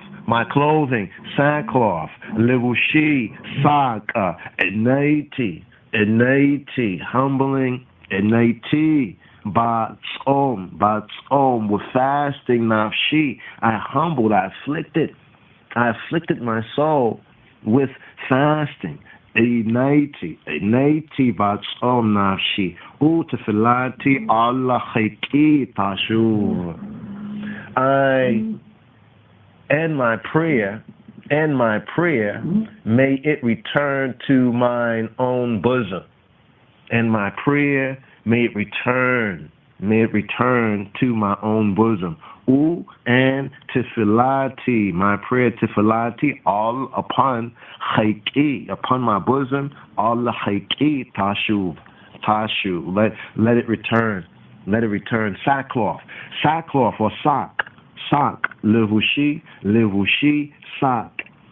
Sackcloth is worn by mourners, also by those who are penitent and repentant. We have Jonah, chapter 3, verse 8. Afflicted my soul with fasting. Enati batsom nafshi. Afflicted my soul, humbled my soul. Afflicted. To afflict the soul is said to be a Hebrew term many times used for fasting. We have it with Leviticus chapter 16, verse 29, and Isaiah chapter 58 and 3. Now, this Hebrew phrase, it well indicates the spiritual aim. What's the spiritual aim of Tzom? This is Batsom, Enati Batsom Nafshi. Fasting, Tzom. as the principal source of chatiyat is the gratification of the bodily appetites. The fast or the psalm is to demonstrate and manifest to the chatiyatenya, to the lacker, that man can and is able to conquer all physical and physical cravings, and that the spirit, the ruach, can always master the body. So his thoughts were so completely for the welfare of the attackers when they were bachelotam, when they were sick, for the attackers, that when they had in the past been in distress, that he acted as though he had been praying on his own behalf. Thus we have the wording, and my prayer, utifilati, and my prayer, may it return into my own bosom. One bringing out of the phrase, KJV says, and my prayer returned into mine own bosom. Al chayki tashuv, k're'ah, k'achli, k're'ah, k'achli, like a friend, like a brother, as a friend, as a brother to me. K're'ah, k'achli, hita halakati, ka'evela ema kodera shahoti. I behave myself as though he had been my friend or brother. I bow down heavily as one that mourneth, or his mother, as one that mourneth mother. So here in the 14th verse it says, K're'ah, K're'ah, K'ach, like a friend. K're'ah, K'ach, like a brotherly, like a friend, like a brother to me. Hita halakati, ka'evel la'ein. I behave myself as one that's mourning, ka'evel la'ein, or koder, bowing down, shachoti, bowing down myself and mourning heavily, like I was mourning for my own mother. See, when he says, may it return into my own bosom, the proof of his sincerity, he asked that what he had prayed for them, for the haters, the attackers, when they were sick and when they were in distress, may it come to him, because he had gone about already. He had gone about, he had behaved himself. He had gone about. I went about as though it had been like it was like my friend, like a friend or a brother for me. I bowed down mournful, as one that mourneth mother. That mourneth mother. It doesn't say his mother, but the implied sense, ka'evel la'ein. Hita halachti ka'evel la'ein, koder shachoti. He adopted the outward forms even of mourning that consisted of neglect and negligence of even personal appearance, either not washing, not trimming, not taking care of himself, as we have in 2 Samuel 19 and 25. 2 Samuel 19:25 brings that out as well.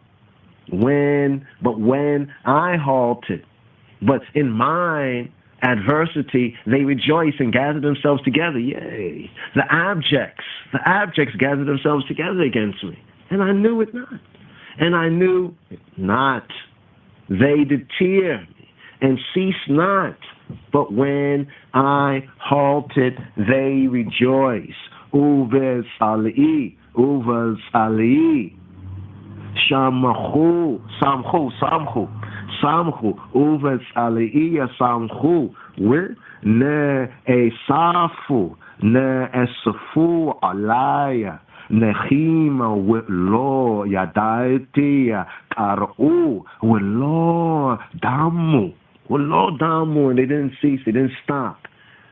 See, when I halt, when I was in adversity, when I stumbled, when I was likely to fall, that's when they gathered themselves together. That's when they plotted. That's when they set about their plots. Uvetzai, Samchu, they were happy. When they safu and gathered themselves, Ne'esfu alaya nechim. They gathered themselves together against the abjects, and those whom I know not. They gathered themselves together against I, and I did not even know that they will gather themselves. Lo yadayati karu. They tear me, karu. They tear with lo damu. They tear and they don't stop tearing. Tearing at my character, tearing at my reputation, my name, lying on me. The Hebrew here, the abjects. I don't know. They gather against me, smiting me unawares, like they're hitting me. They're tearing at me, and they don't stop. Now the Targum or the Targum brings out who smite me with their words, rightly understanding that the attack is a campaign. It's a slander. It's a slander campaign. They tear me. They're libelous tongues. They don't say allegedly. Their libelous tongues are like the fangs of a beast of prey, chopping and tearing his reputation and I reputation to shreds. And these, recall, are the same ones that heartily he humbled himself in prayer and fasting and mourning when they were sick, when they were in trouble. And these are the same ones now when I halted. But in mine adversity, they were happy. They rejoiced over Salai, Samhu, Wine, Asafu, and they gathered themselves together. Yea, the abjects. They gathered themselves together against I, and I knew it not. They did tear my reputation to shreds, and they didn't cease with hypocritical mockers in feasts. They gnashing and chewing upon me with their teeth. This is real. Israel. B'hanafei la egeya ma'og, with the profanous mockeries of backbiting. Hanuni la egu la'ag haroka alai shinemo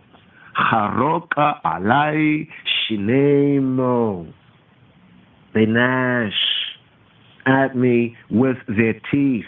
Haroka alai, upon I, shinemo, their teeth chewing upon I. They're talking their lies with the profanous mockeries of backbiting, with hypocritical mockers in feast. Be'hanfe la egeya ma'oz. Or an alternative reading of this 16th verse in the Hebrew is Be'hanuni la egua la'ag. So we have here Be'hanfe la ege ma'oz, or Be'hanuni la egu la'ag. Haroka alai shnemo. They gnash upon I with their teeth. The mockers. See, the Hebrew is said to be really archaic here, somewhat obscure. Literally, this is an interesting verse here, verse 16. As profane men, mockers for cake. As profane men who are mockers for cake. B'chanfe la ege ma'oz. As profane men, hypocritical mockers. Behanuni la igua la'ag. Profane men, mockers for cake. See, the comparison here can be explained with the buffoons, the coons and buffoons. Steppin' Fletcher, nigger penny coons and buffoons, right, who indulge in ribald jesting and I'm just joking to earn a meal. These coons and buffoons, right? He describes them as unprincipled men. They don't have no principle. Who, in order to curry favor with Shaul, right? They make play of the righteous good name, and thereby they abet, right, the king or Shaul, the wrong king's plan to destroy the right king, the righteous king. But I thought it was interesting looking at the Hebrew, going into some of the Hebrew studies and just giving an overview. It has a sense of profane men, mockers for cake, right? We have the KJV that brings out hypocritical mockers and feasts. That's the sense of profane men, mockers for cake. So they lie and slander. This is how they eat. And so literally they do eat, right, upon the righteous, right, by their mockeries, their slander, in order to curry a little bit of favor so they can eat some cake with a little bit of a flavor or something like that. This is wicked, right? Markets for cake. Cake chasing. It's all clout chasing, the cake chasing. Verse 17, Adonai, kama tireh. Adonai, kama tireh. Kama tireh, Lord. Adonai, how long will thou look on? How long will you look on? Adonai, kama tireh. Hashiva nafshi. Mia shoehem. Mika firim. Yechidati. Rescue my soul from their destructions. Rescue my soul. Hashiva nafshi. Mia shoehem. Me shoehem. From their destructions. Mine only one from the lions. My darling, rescue my soul from their destructions. My darling, from the lions. From the lions. Mikafarim. Yechidati. Yechidati. My darling, my only. Look on. How long will you just look on? Adonai, kama tireh. Kama tireh. Adonai, kama tireh. Kama tireh. Without intervening. Rescue my soul. Hashiva nafshi. Hashiba nafshi. Rescue, deliver my soul. We have this also in Psalm 19, round about verse 8. Mine only one. Yechidati. Mine only one. Soul. Psalm 22, 21. The lions. Interesting phrase right here. Mikafarim. Mikafarim. Mikafarim. The Kafarim, the lions. His enemies who acted like wild beasts, not as men, but as lions. We have this also in Psalm 57 and 5.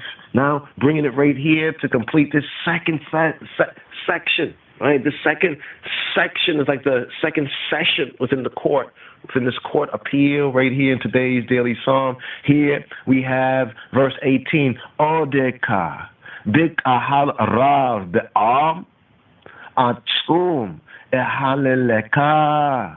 Odeka, dik ahal rav be'am, atzum ehaleleka. I will give thee thanks, Odeka. Odeka, I will give the eyes thanks. Odeka. Bik Ahal Rav. Bik Ahal Rav is a great aggregation, congregation, the Ahal that called out assembly to the church in the wilderness. Bik Ahal Rav. Bi'am. Bi'am. Amongst the people at Tzum, amongst enough people, numerous people, Ehaleleka. Ehaleleka. Ehaleleka, I will praise eyes as the eye. Ehaleleka. So Odeka, I will thank the eye. Ehaleleka, I will praise the eye. So this second section of the psalm, right, of this petition, you could say of this suit, right, this psalmist suit, right, in the spiritual court, the ieritical court. This second section of the psalm, it ends like the first section. At verse 9, with a declaration of his readiness. He says he's ready to proclaim God's salvation in the event of his foes being overthrown. He knows that they're righteous, they're wrong, but he calls out, he says, Adonai, Adonai, how long will you look on? Kama tireh, hashiva nafshi, mi yashoehem, mi kafrim yechidati, Odeka, Mikaharav, the Amatsum, Ehaleka. I will give eyes to the eye. Yes, I. Rastafari.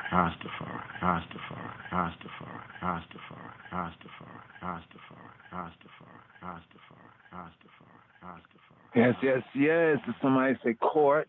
In court, a lawsuit, a Torah suit right here. Today's daily song. Yes. La zona blanca. Fabulous. The king of righteous versus the wicked, yeah? Oh, yeah. All rise. Court is now in session.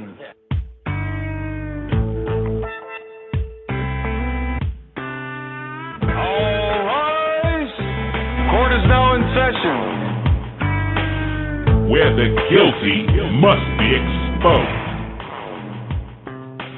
All rise. Court is now in session. So here for today's daily Psalm, Psalm 35.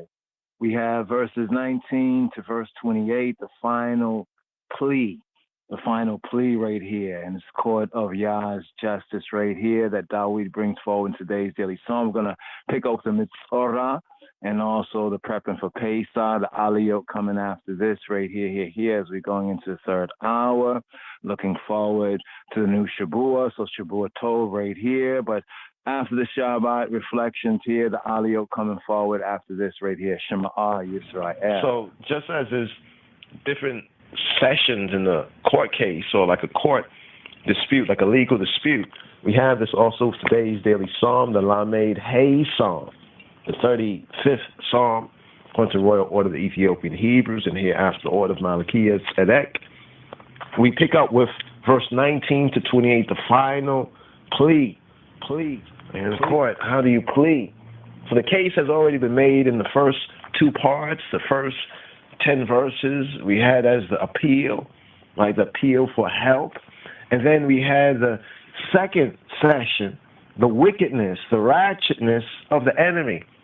The previous session of this psalm right here, verses 11 to 18, outlines the wickedness, the ratchetness of the haters. Right? And these are not object haters, objective, but they are subjective haters. Get into that. And the psalm even brings it out, other psalms as well, that the Hebrew psychology right here. But here we have, as in the court case, even from the very first verse, that pleading, that striving with those who strive against God, pleading with those who plead. They're making false charges, laying false charges, lies, lying witnesses,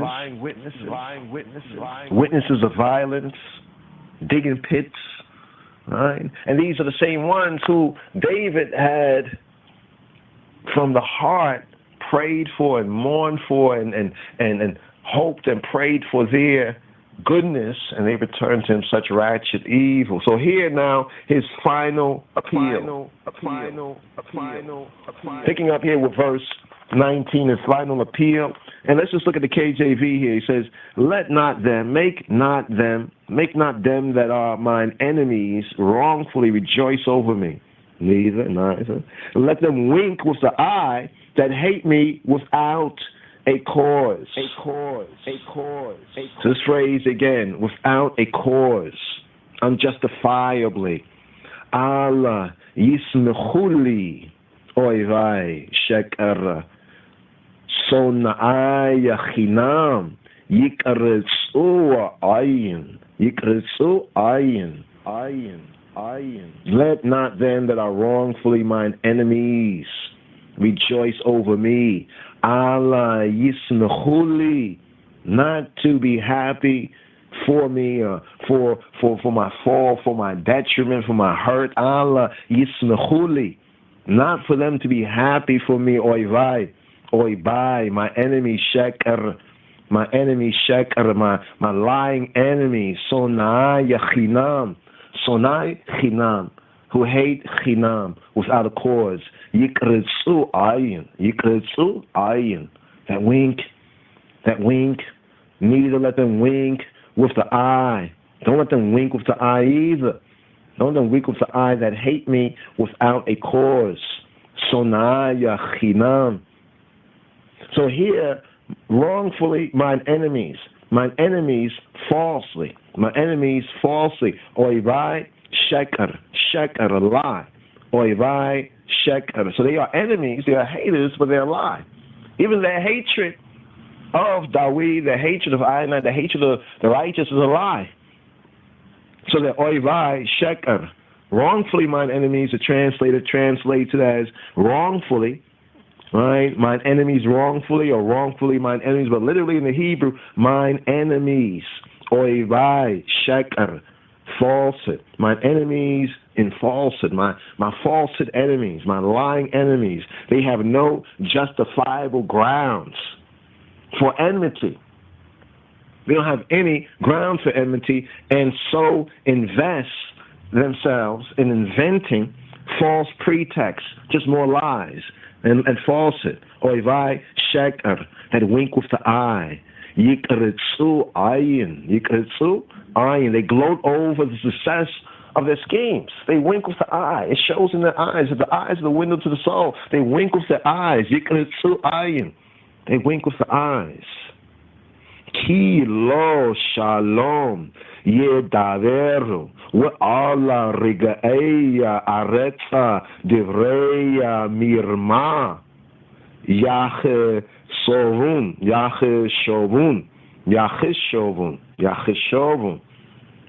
for they speak not peace. Ki lo shalom, for no peace. Yedaveru, they don't speak peace. Ki lo shalom yedaveru. Ki lo shalom yedaveru, for they speak not peace.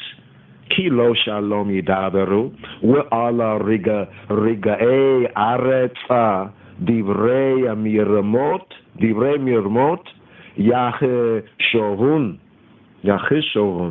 But they devise deceitful matters against them that are quiet, against those ve'ala rigae aretz, against those who are quiet in the land, the quiet ones in the land, the peaceful ones, to say the quiet ones in the land, the rig'ei aret, divrei mirmot, divrei, words, matters, mirmot, deceptive, deceitful matters, deceitful arguments, stupidness, foolishness, divrei mirmot, yachishovun.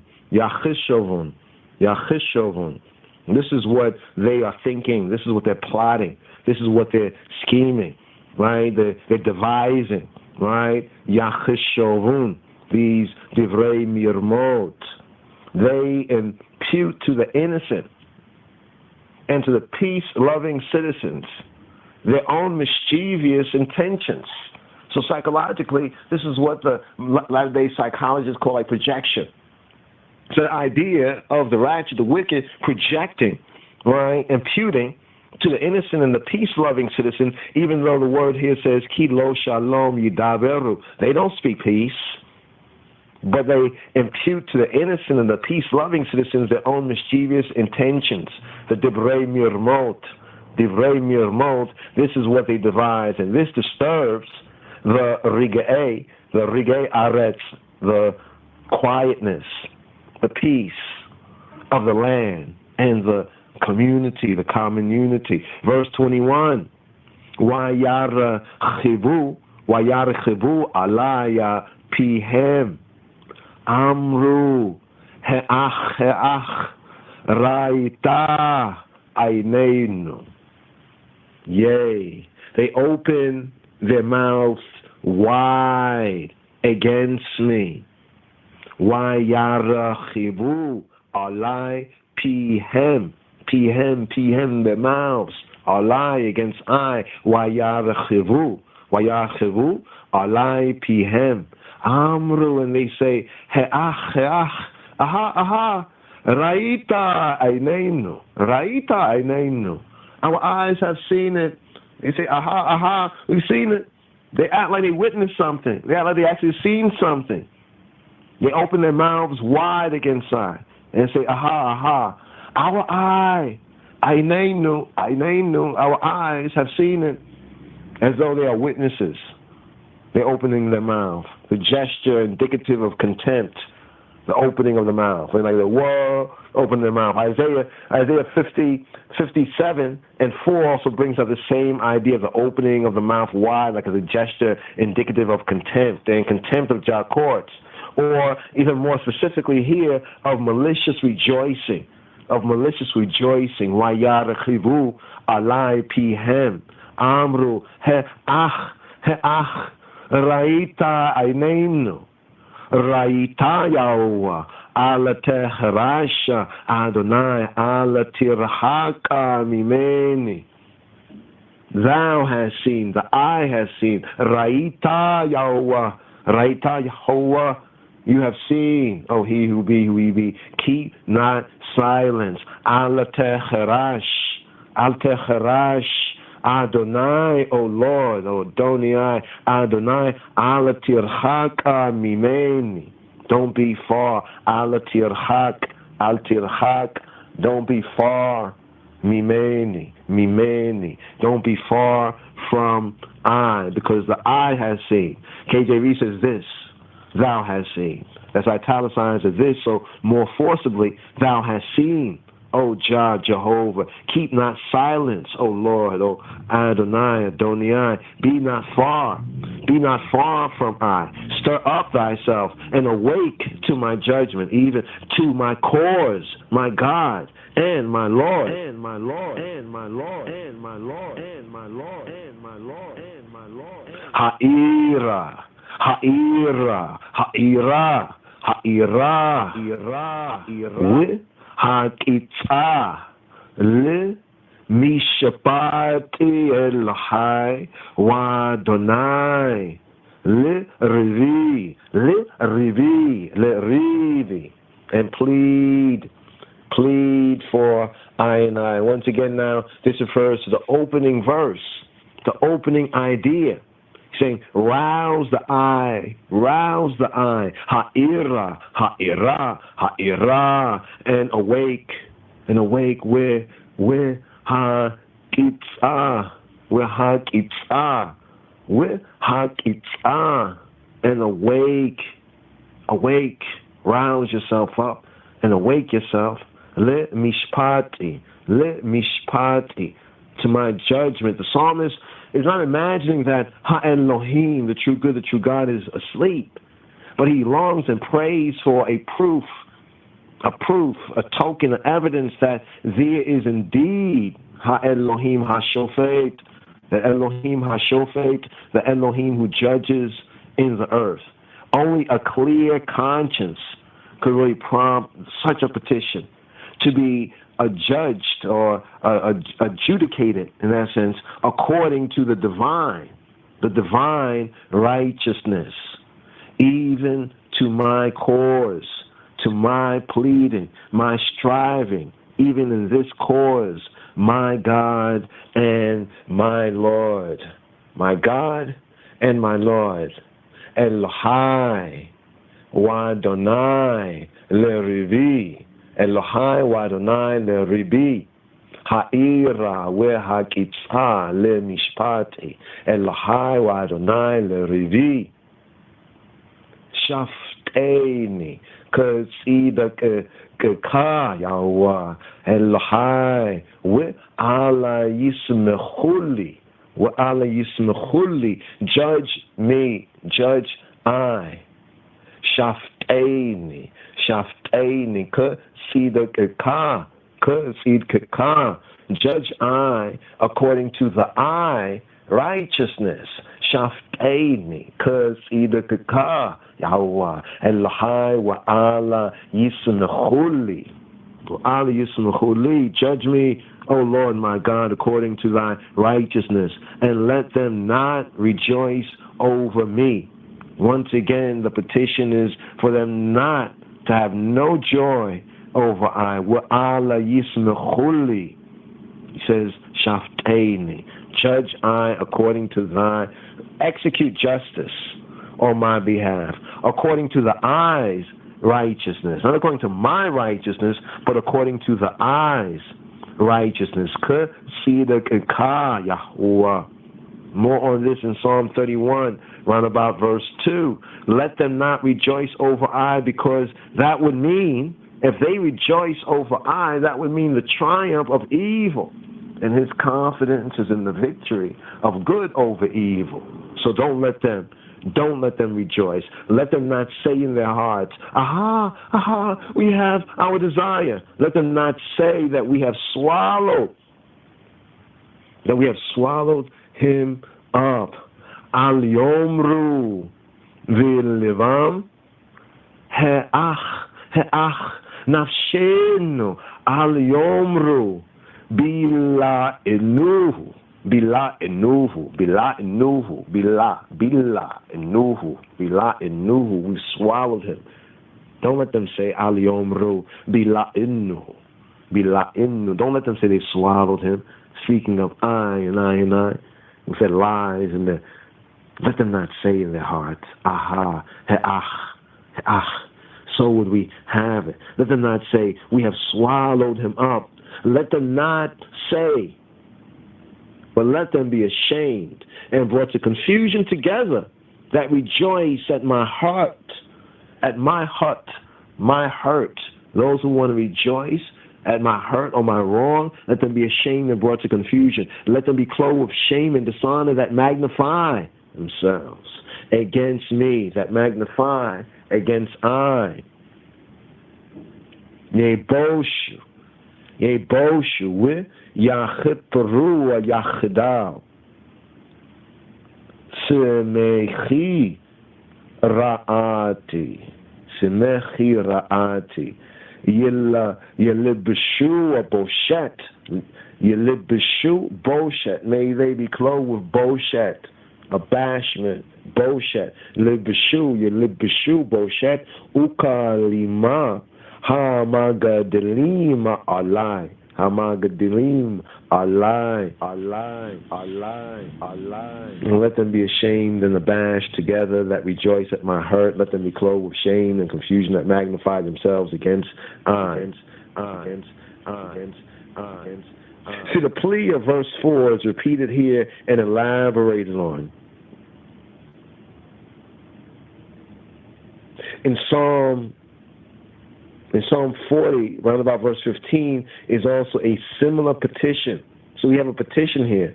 The petition is, don't let them say in their heart, in their souls, that they have, that they have the desire, that they have swallowed him up, that they have destroyed I and I completely. Let them be ashamed and abashed together that rejoice at my hurt.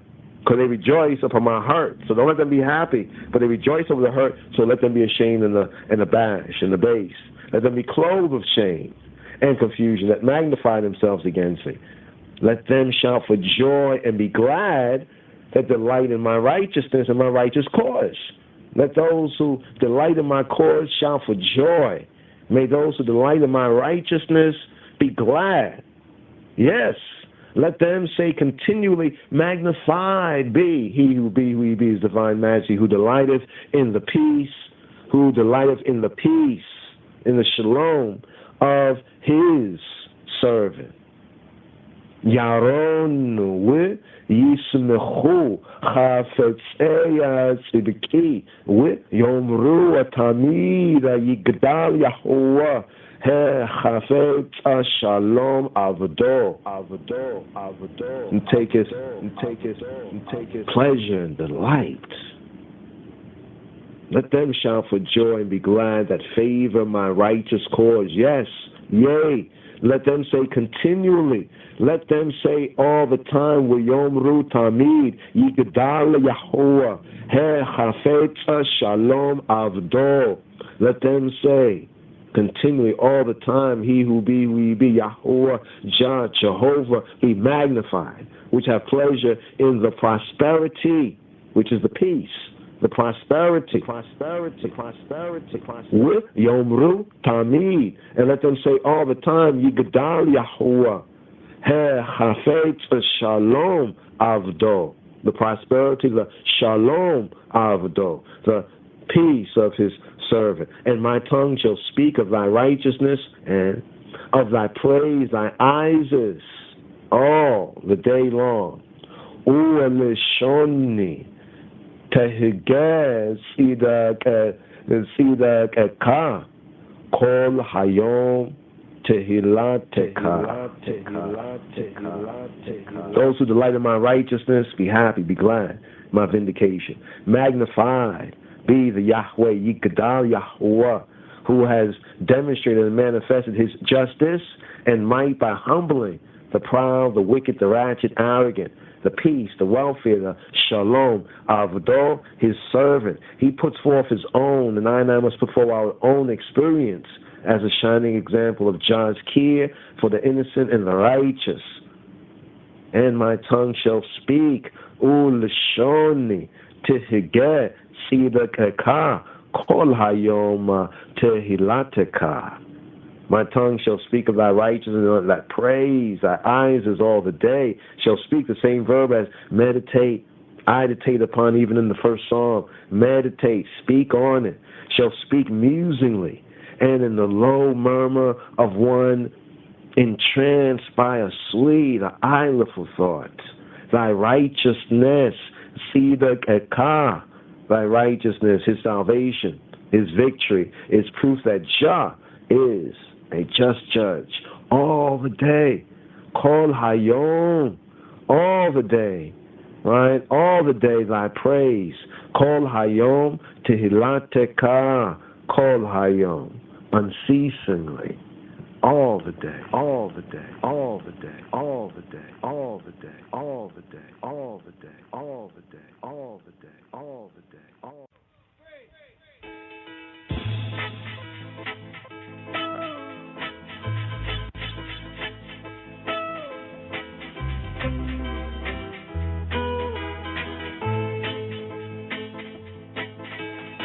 מזמור למ"ה לדוד. ריבה אדוני את יריבי, לחם את לוחמי. החזק מגן וצינה, וקומה ועזרתי. והרק חנית וסגור לקראת רודפי. אמור לנפשי, ישועתך אני. יבושו ויקלמו מבקשי נפשי. ייסוגו אחור ויחפרו חושבי רעתי. יהיו כמוץ לפני רוח, ומלאך אדוני דוחה. יהי דרכם חושך וחלקלקות, ומלאך אדוני רודפם.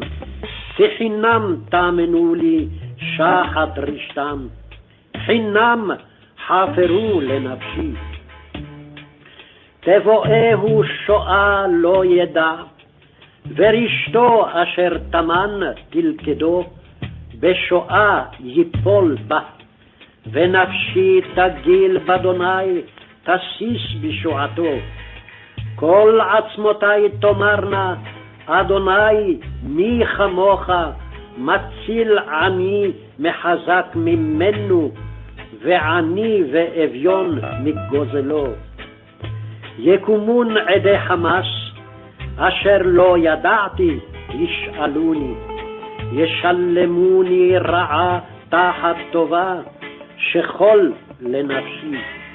ואני בחלותם לבושי שק, עיניתי וצום נפשי, ותפילתי על חיקי תשוב. כרע כאח לי התהלכתי, כאבל אם קודר שחותי. ובצלעי שמחו ונאספו, נאספו עלי נכים ולא ידעתי, קרעו ולא דמו. בחנפי לעגי מעוג, חרוק עלי שינמו.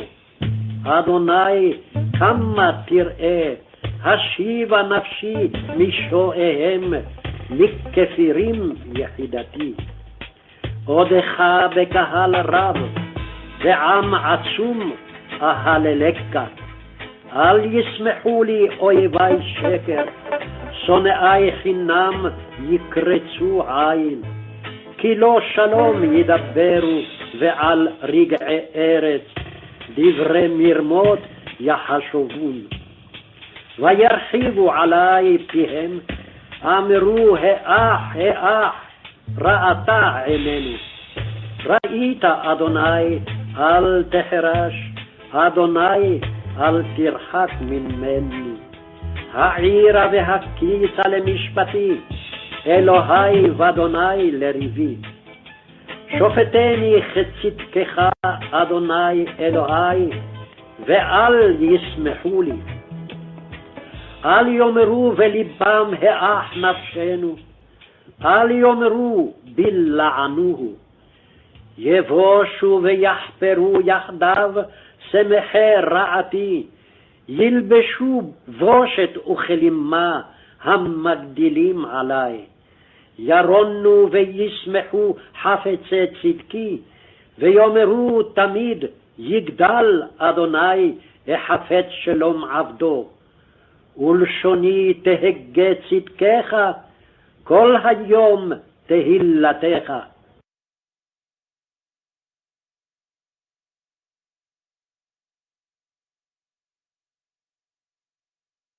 ברוך אתה אדוני. Rastafari. Rastafari. Blessings of the Torah before the Torah portion reading in the Hebrew and English tongue. Baraku et Yahweh Hamvarach. Baruch Yahweh Hamvarach. Leolam vayeh.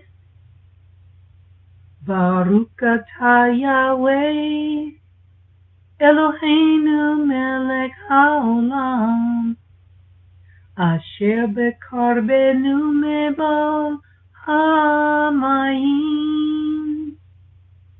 venutan lanu et Torato. Baruch atah Yahweh noten ha-Torah. Bless Yahweh, the Blessed One. Blessed is Yahweh, the Blessed One, for all eternity. Blessed are you, Yahweh, our Almighty, King of the universe, who selected us from all the peoples and gave us his Torah. Blessed are you, Yahweh, giver of the Torah.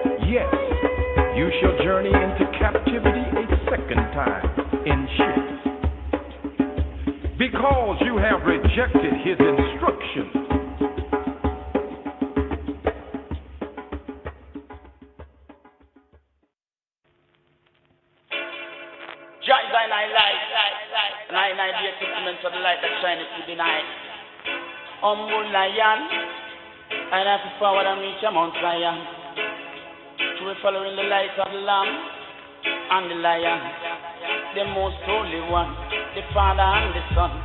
Read it in the Old and the New Testament. Me I tell you to read up your Bible.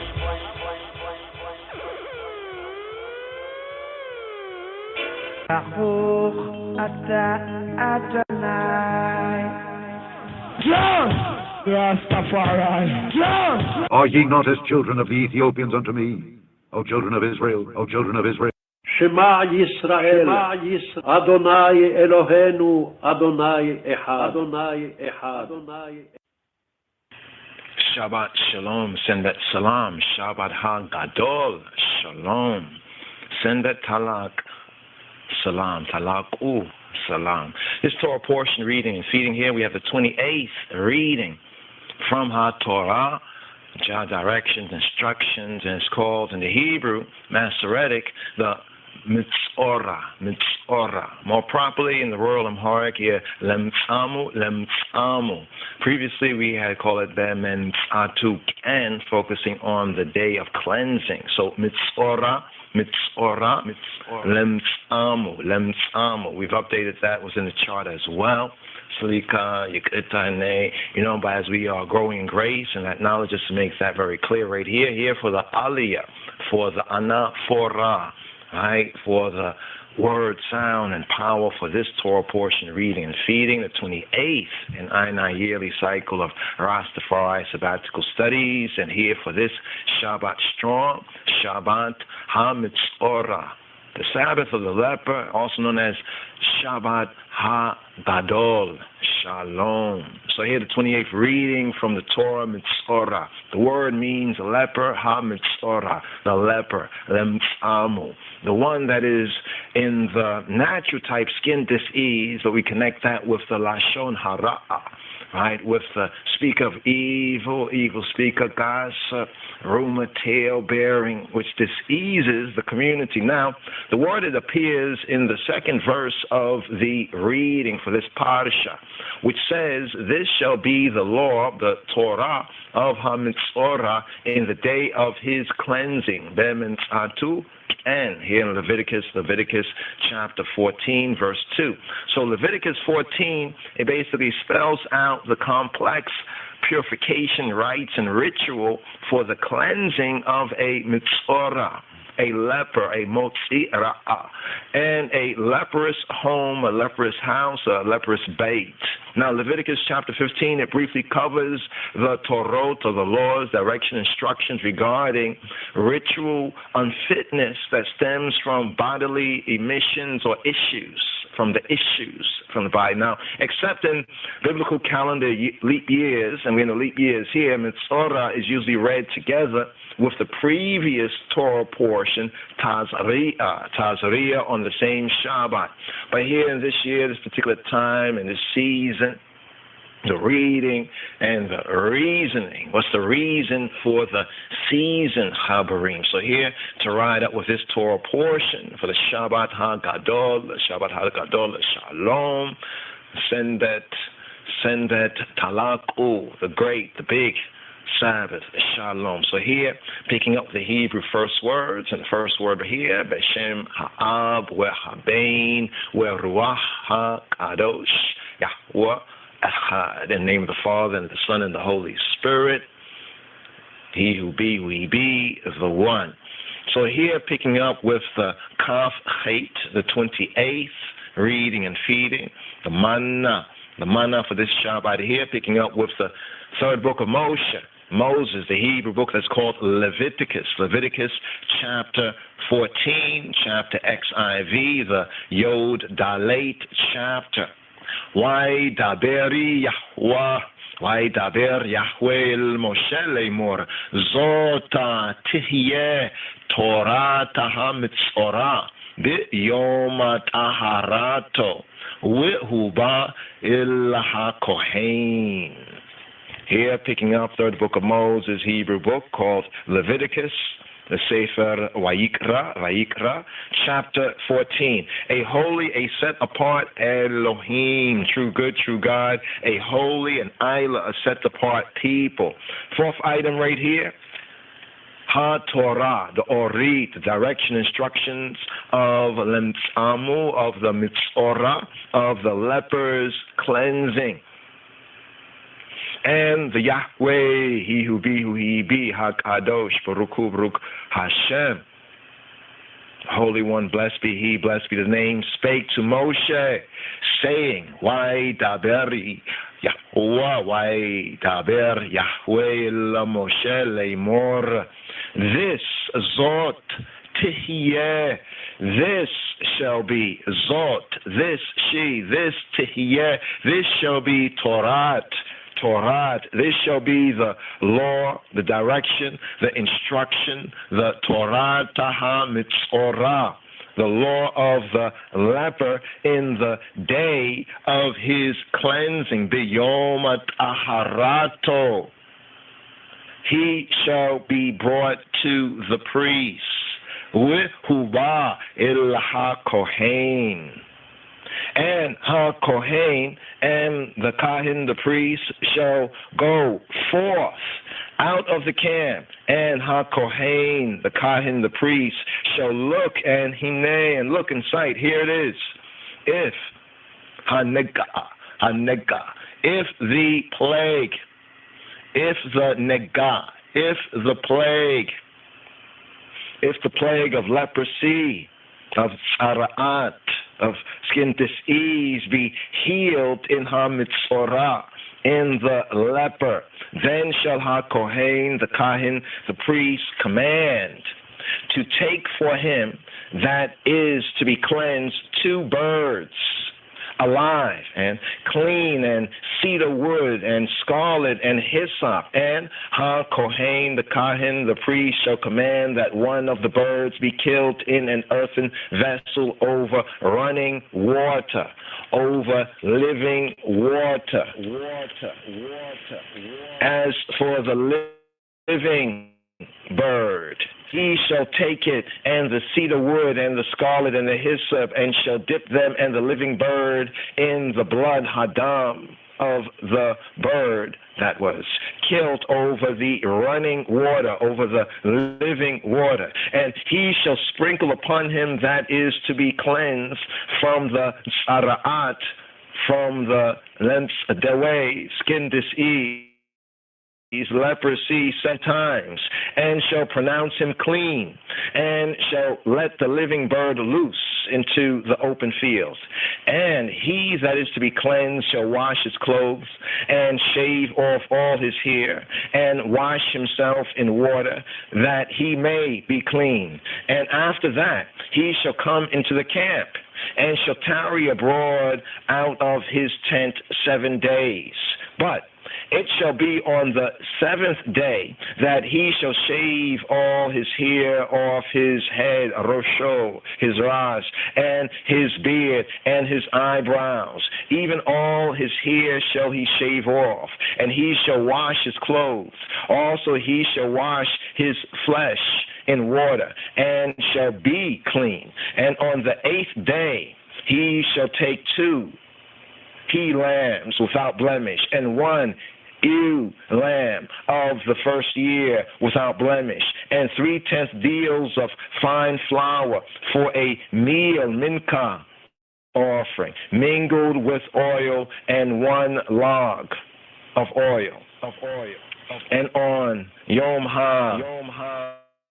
Shemini, the 8th day, he shall take 2 he-male lambs without blemish, and 1 ewe female lamb of the first year without blemish, and 3/10 deals of fine flour for a mincha, a meal offering, mingled with oil, shemen, and 1 log of oil. And ha-kohen, the kahin, the priest, that maketh him clean, shall present the man that is to be made clean, and those thanks lifnei Yahweh, before Jehovah, at the petach, the door of the tabernacle of congregation of the Ohel Moed, the tent of meeting. And ha-kohen, the kahin, the priest, shall take 1 he-lamb, male lamb, and offer him for a trespass offering, an asham, guilt offering, and the log of oil, and wave them for a wave offering, lifnei Yahweh,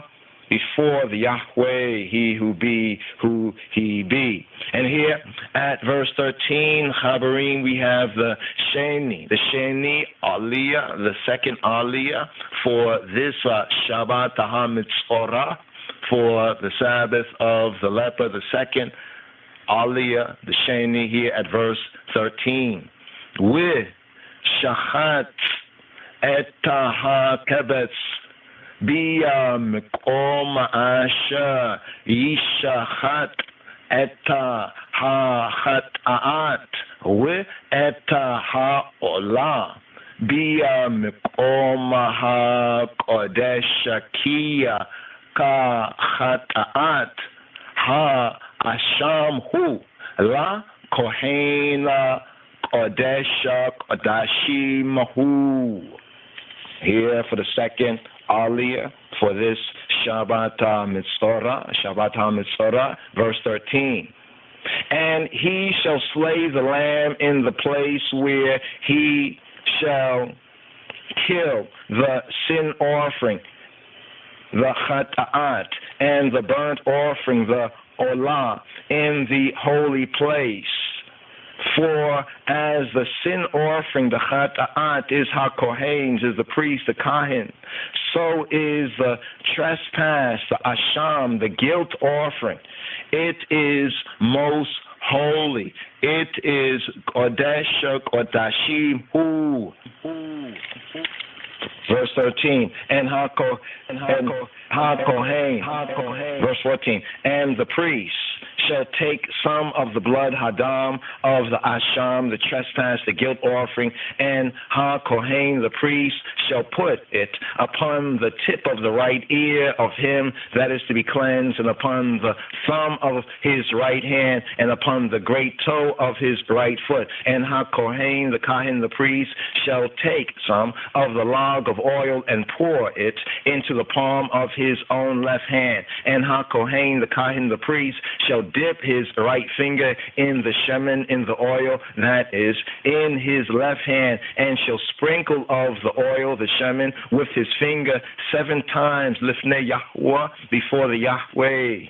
And of the rest of the shemen, ha-shemen, the oil that is in his hand, shall ha-kohen put upon the tip of the right ear of him that is to be cleansed, and upon the thumb of his right hand, and upon the great toe of his right foot, and upon the great toe of his right foot, upon ha-dam, the blood of the trespass offering, the asham, the guilt offering, and the remnant of ha-shemen, the oil that is in ha-kohen's yad, in the priest's hand, he shall pour upon the rosh, the ras, the head of him that is to be cleansed. And ha-kohen, the kahin, the priest, shall make an atonement, kaper, for him, lifnei Yahweh, before Jehovah. And ha-kohen shall offer the sin offering, the chata'at, and make a kaper, an atonement for him that is to be cleansed from his uncleanness.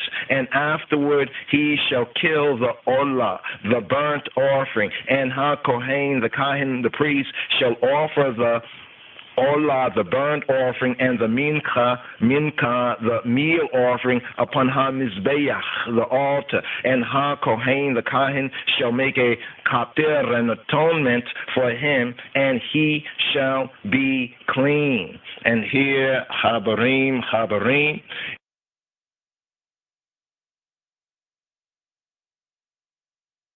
Are ye not as children of the Ethiopians unto me, O children of Israel, O children of Israel? Shema Yisrael, Adonai Eloheinu, Adonai Echad. And here, chabarim, is the shalishi, the third aliyah for this Shabbat HaMetzorah, here picking up with verse 21 for the shalishi. We'i madalahu, we'ena yado, masageta, we'lakach, kebetz echad, asham, lita nufa, lekapera alayo, we'i saron soleta echad, ba lula, bashemen, leminaha, we loga shemen. And if he be poor, if he be poor and cannot get so much, then he shall take 1 lamb for a trespass offering, a guilt offering, and a sham offering to be waived, to make an kaper, an atonement for him, and 1/10 deal of fine flour mingled with shemen, with oil for a mincha, a meal offering, and a log of oil of shemen, and 2 turtle doves, and 2 young pigeons, such as he is able to get. and the one shall be a chata'at, a sin offering, and the other a olah, and he shall bring them on the 8th day, Yom HaShemini, for his cleansing, to HaKohen, to the Kahin, the priest, to the Petach, the door of the Ohel Moed, the tabernacle of the congregation, the tent of meeting, Lifnei Yahweh, before he who be, and HaKohen, and the priest shall take the lamb of the Asham, the trespass, the guilt offering, and the log of oil, and HaKohen, the Kahin, the priest, shall wave them for a wave offering, Lifnei Yahweh, before Jehovah. And he shall kill the lamb of the Asham, the guilt offering, the trespass offering, and HaKohen shall take some of Hadam, the blood of the Asham, the trespass, the guilt offering, and put it upon the tip of the right ear of him that is to be cleansed, and upon the thumb of his right hand, and upon the great toe of his right foot. And HaKohen, the Kahin, the priest, shall pour of HaShemen, the oil, into the palm of his own left hand, and HaKohen, the Kahin, shall sprinkle with his right finger some of HaShemen, the oil, that is in his left hand 7 times, Lifnei Yahweh, before he who be, and HaKohen, the Kahin, shall put of the Shemen, the oil, that is in his hand, upon the tip of the right ear of him that is to be cleansed, and upon the thumb of his right hand, and upon the great toe of his right foot, upon the place of the blood, Hadam, of the Asham, the trespass, the guilt offering. And the rest of HaShemen, the rest of the oil that is in HaKohen's hand, he shall put upon the Rosh, the head of him that is to be cleansed, to make an kaper, an atonement for him, Lifnei Yahweh, before he who be. And he shall offer the one of the turtle doves, or of the young pigeons, such as he can get, even such as he is able to get. The one for a chata'at, a sin, a akri, a lack offering, and the other for an olah, a burnt, a holocaust offering, with the mincha, the meal offering. And HaKohen, the Kahin, shall make an kaper, an atonement for him that is to be cleansed, Lifnei Yahweh, before Jehovah. This is the Torah, the law, direction, instruction of him, in whom is the nega of tzara'at, the plague of leprosy, whose hand is not able to get that which pertaineth to his cleansing. And here, Chabarim, here we are at the Rabi'i, the 4th Aliyah. Here we have the 4th Aliyah for this Shabbat, Mitzorah. Why daberi Yahweh Moshe Ve'ela Aharon Lemor. Picking up right here with verse 33, Leviticus 14:33, and the Yahweh spake to Moshe and to Aaron Lemor, saying, when ye all be come into the land of Canaan, which I give to you for a possession, and I put nega, the plague of zara'at, of leprosy, in a house of the land of your possession. And he that owneth the house, shall come and tell HaKohen, the Kahin, the priest, Lemor, saying, it seemeth to me there is, as it were a nega, a plague in the house. Then HaKohen, the Kahin, the priest, shall command that they empty the house, before HaKohen go into it, to see the plague, that all that is in the house, be not made unclean. And afterward HaKohen, the Kahin, shall go in to see to see the house, and he shall look on the plague, and he may look, see, here it is, if the plague be in the walls of the house, the bait, with hollow strakes, greenish or reddish, which in sight are lower than the wall.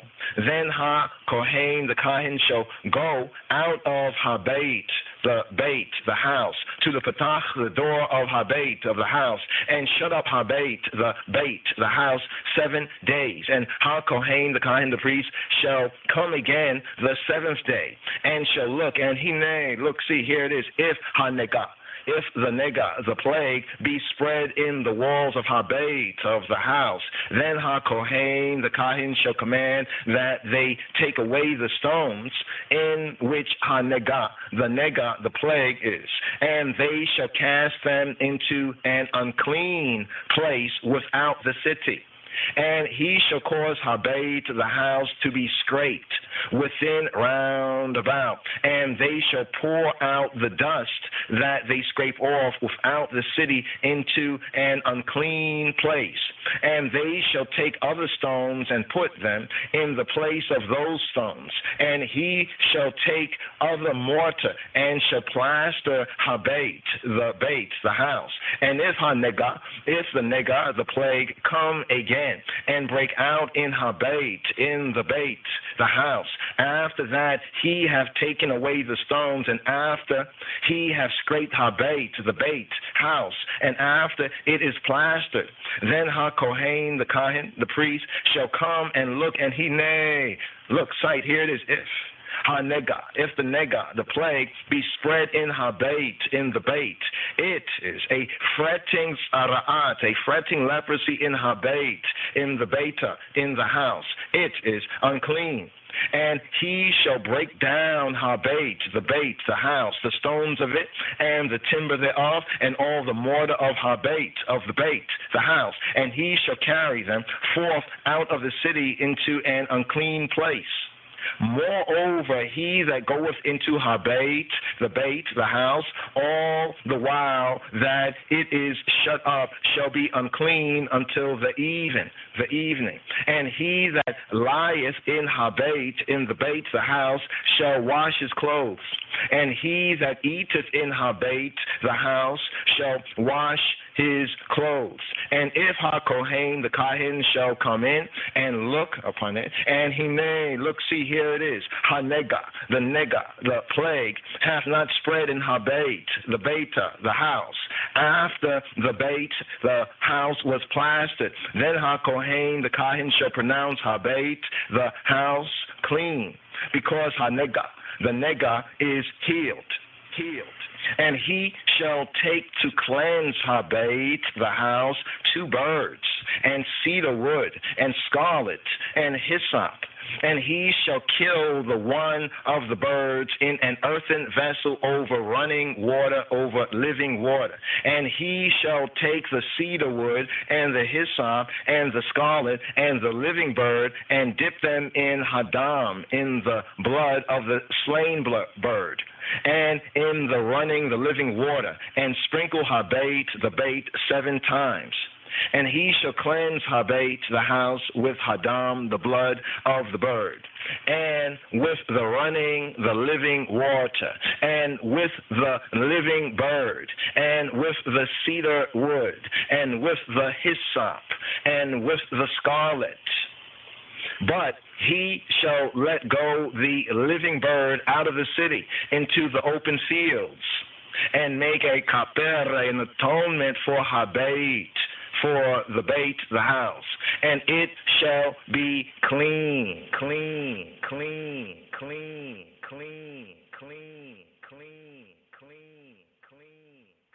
Are ye not as children of the Ethiopians unto me, O children of Israel, O children of Israel? Shema Yisrael, Adonai Eloheinu, Adonai Echad. And here, Chabarim, here we have the fifth Aliyah. Here we have the 5th Aliyah for this Shabbat Mitzorah. We have the Chamishi. Zot HaTorah. Zot HaTorah Lekol Nega. HaTzaraat Lanatek. This is the Torah. Zota HaTorah. This is the law, the direction, the instruction for all manner of the negah. The negah sara'at, the negah, the plague of leprosy and scald. And for the leprosy, the sara'at of a garment and of a bait, a house, and for a rising, and for a scab, and for a bright spot, to teach when it is unclean and when it is clean. This is HaTorah. This is the direction, instruction of Sara'at, leprosy. Third book of Moses, Hebrew book called Leviticus chapter 15. A holy Elohim, a set apart, true good, true God, a holy and isla set apart people. The fifth item here, the imperative of cleansing. The imperative of cleansing. Point of reference, John's Gospel, chapter 13, verses 3 to 10, Ephesians chapter 5, verses 25 to 27, and 1 John chapter 1, verse 9. Here picking up with the third book of Moshe, Hebrew book of Leviticus chapter 15. And the Yahweh spake to Moshe and to Aharon, Lemor, saying, speak to the Bnei Yisrael, speak to the sons of Israel, and say to them, when any man hath a running issue out of his flesh because of his issue, he is unclean, and this shall be his uncleanness in his issue, whether his flesh run with his issue, or his flesh be stopped from his issue. It is his uncleanness. Every bed whereon he lieth that hath the issue is unclean, and everything whereon he sitteth shall be unclean. And whosoever toucheth his bed shall wash his clothes and bathe himself in water and be unclean until the evening. And he that sitteth on anything whereon he sat that hath the issue shall wash his clothes and bathe himself in water and be unclean until the evening. And he that toucheth the flesh of him that hath the issue shall wash his clothes and bathe himself in water and be unclean until the evening. And if he that hath the issue spit upon him that is clean, then he shall wash his clothes and bathe himself in water and be unclean until the evening. And what saddle soever he rideth upon that hath the issue shall be unclean. And whosoever toucheth anything that was under him shall be unclean until the evening. And he that beareth any of those things shall wash his clothes and bathe himself in water and be unclean until the evening.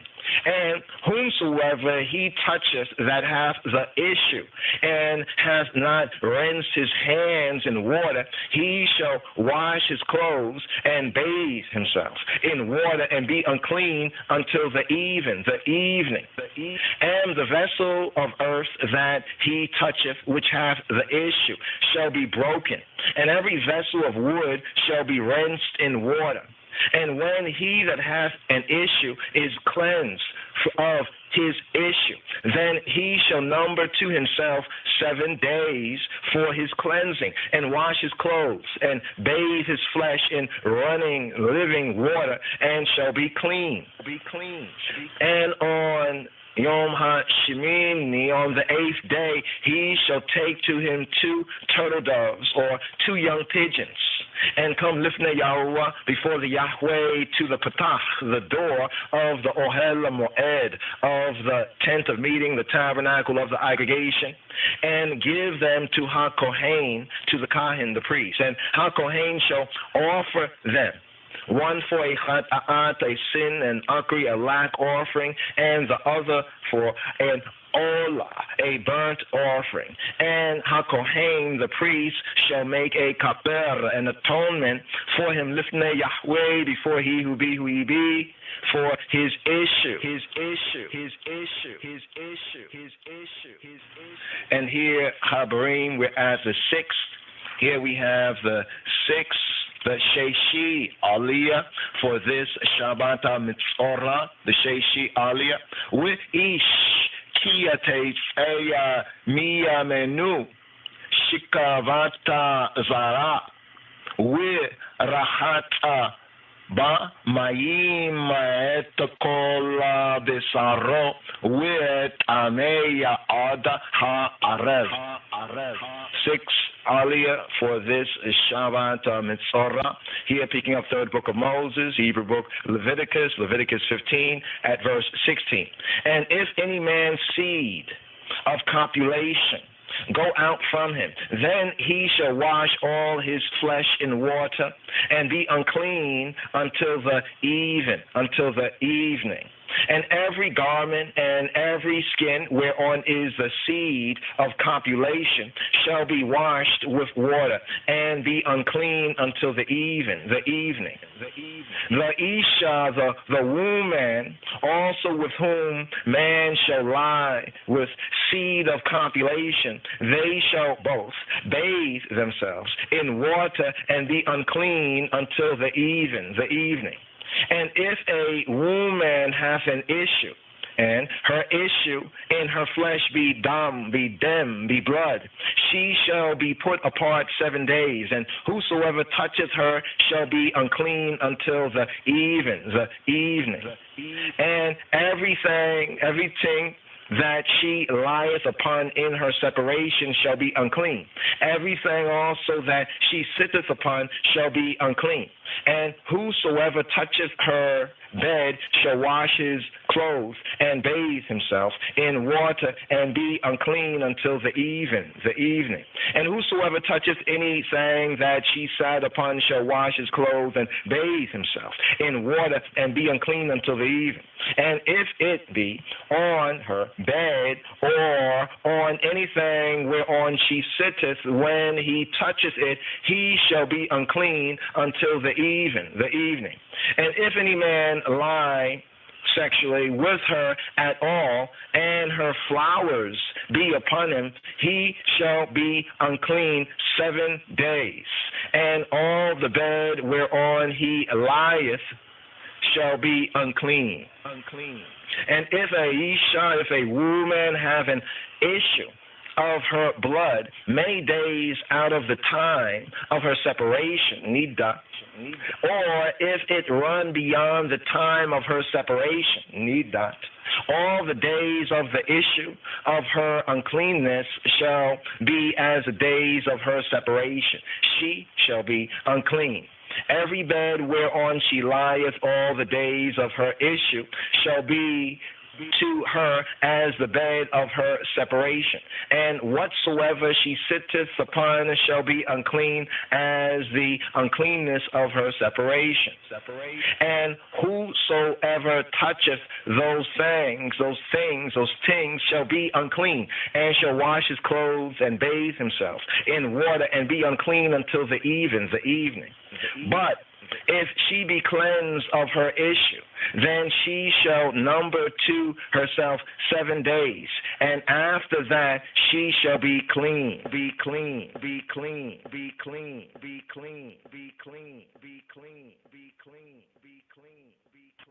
Are ye not as children of the Ethiopians unto me, O children of Israel, O children of Israel? Shema Yisrael, Adonai Eloheinu, Adonai Echad. And here, Habarim, here we come to the Shabi'i, the 7th Aliyah for Shabbat Mitzorah, here at verse 29, the 7th Aliyah, the Shabi'i.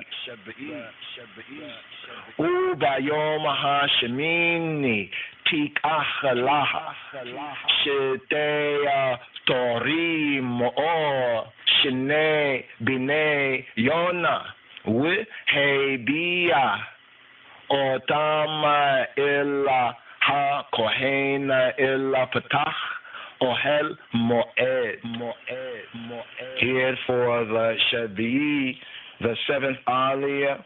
And on the 8th day, verse 29, and on the 8th day she shall take to her 2 turtles, pori, or 2 young pigeons, yona, and bring them to HaKohen, to the patach, the door of the Ohel Moed, of the tent of meeting, the tabernacle of the aggregation.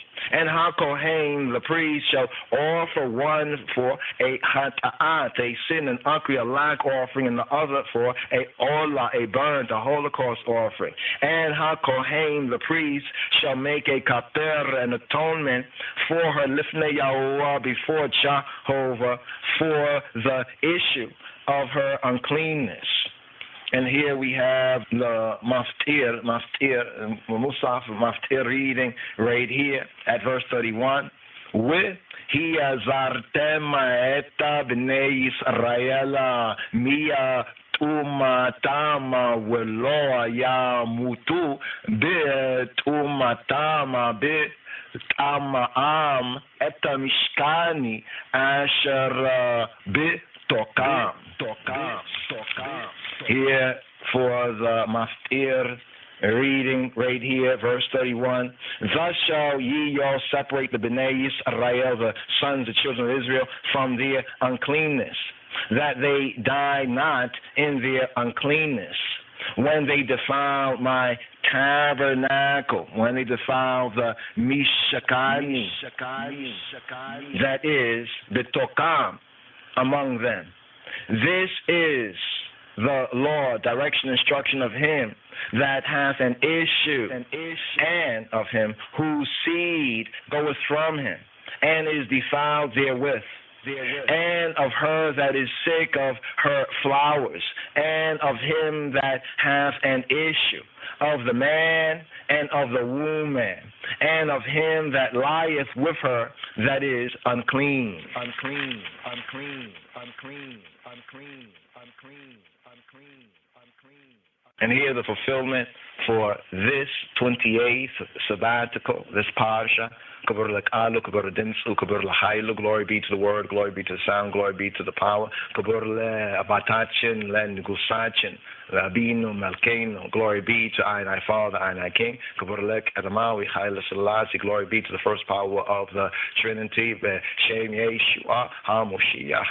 בגטאצ'נה, במדחנתאצ'ן ביסוס כריסטוסים.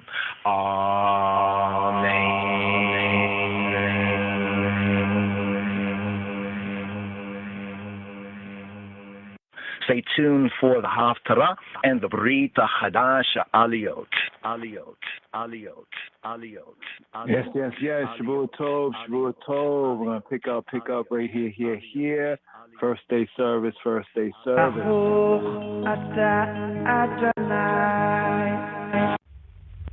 Baruch atah Yahweh, Eloheinu melech haolam, asher natan lanu Torat emet, vayeh olam nateh, vatokanu. Baruch atah Yahweh, noten haTorah,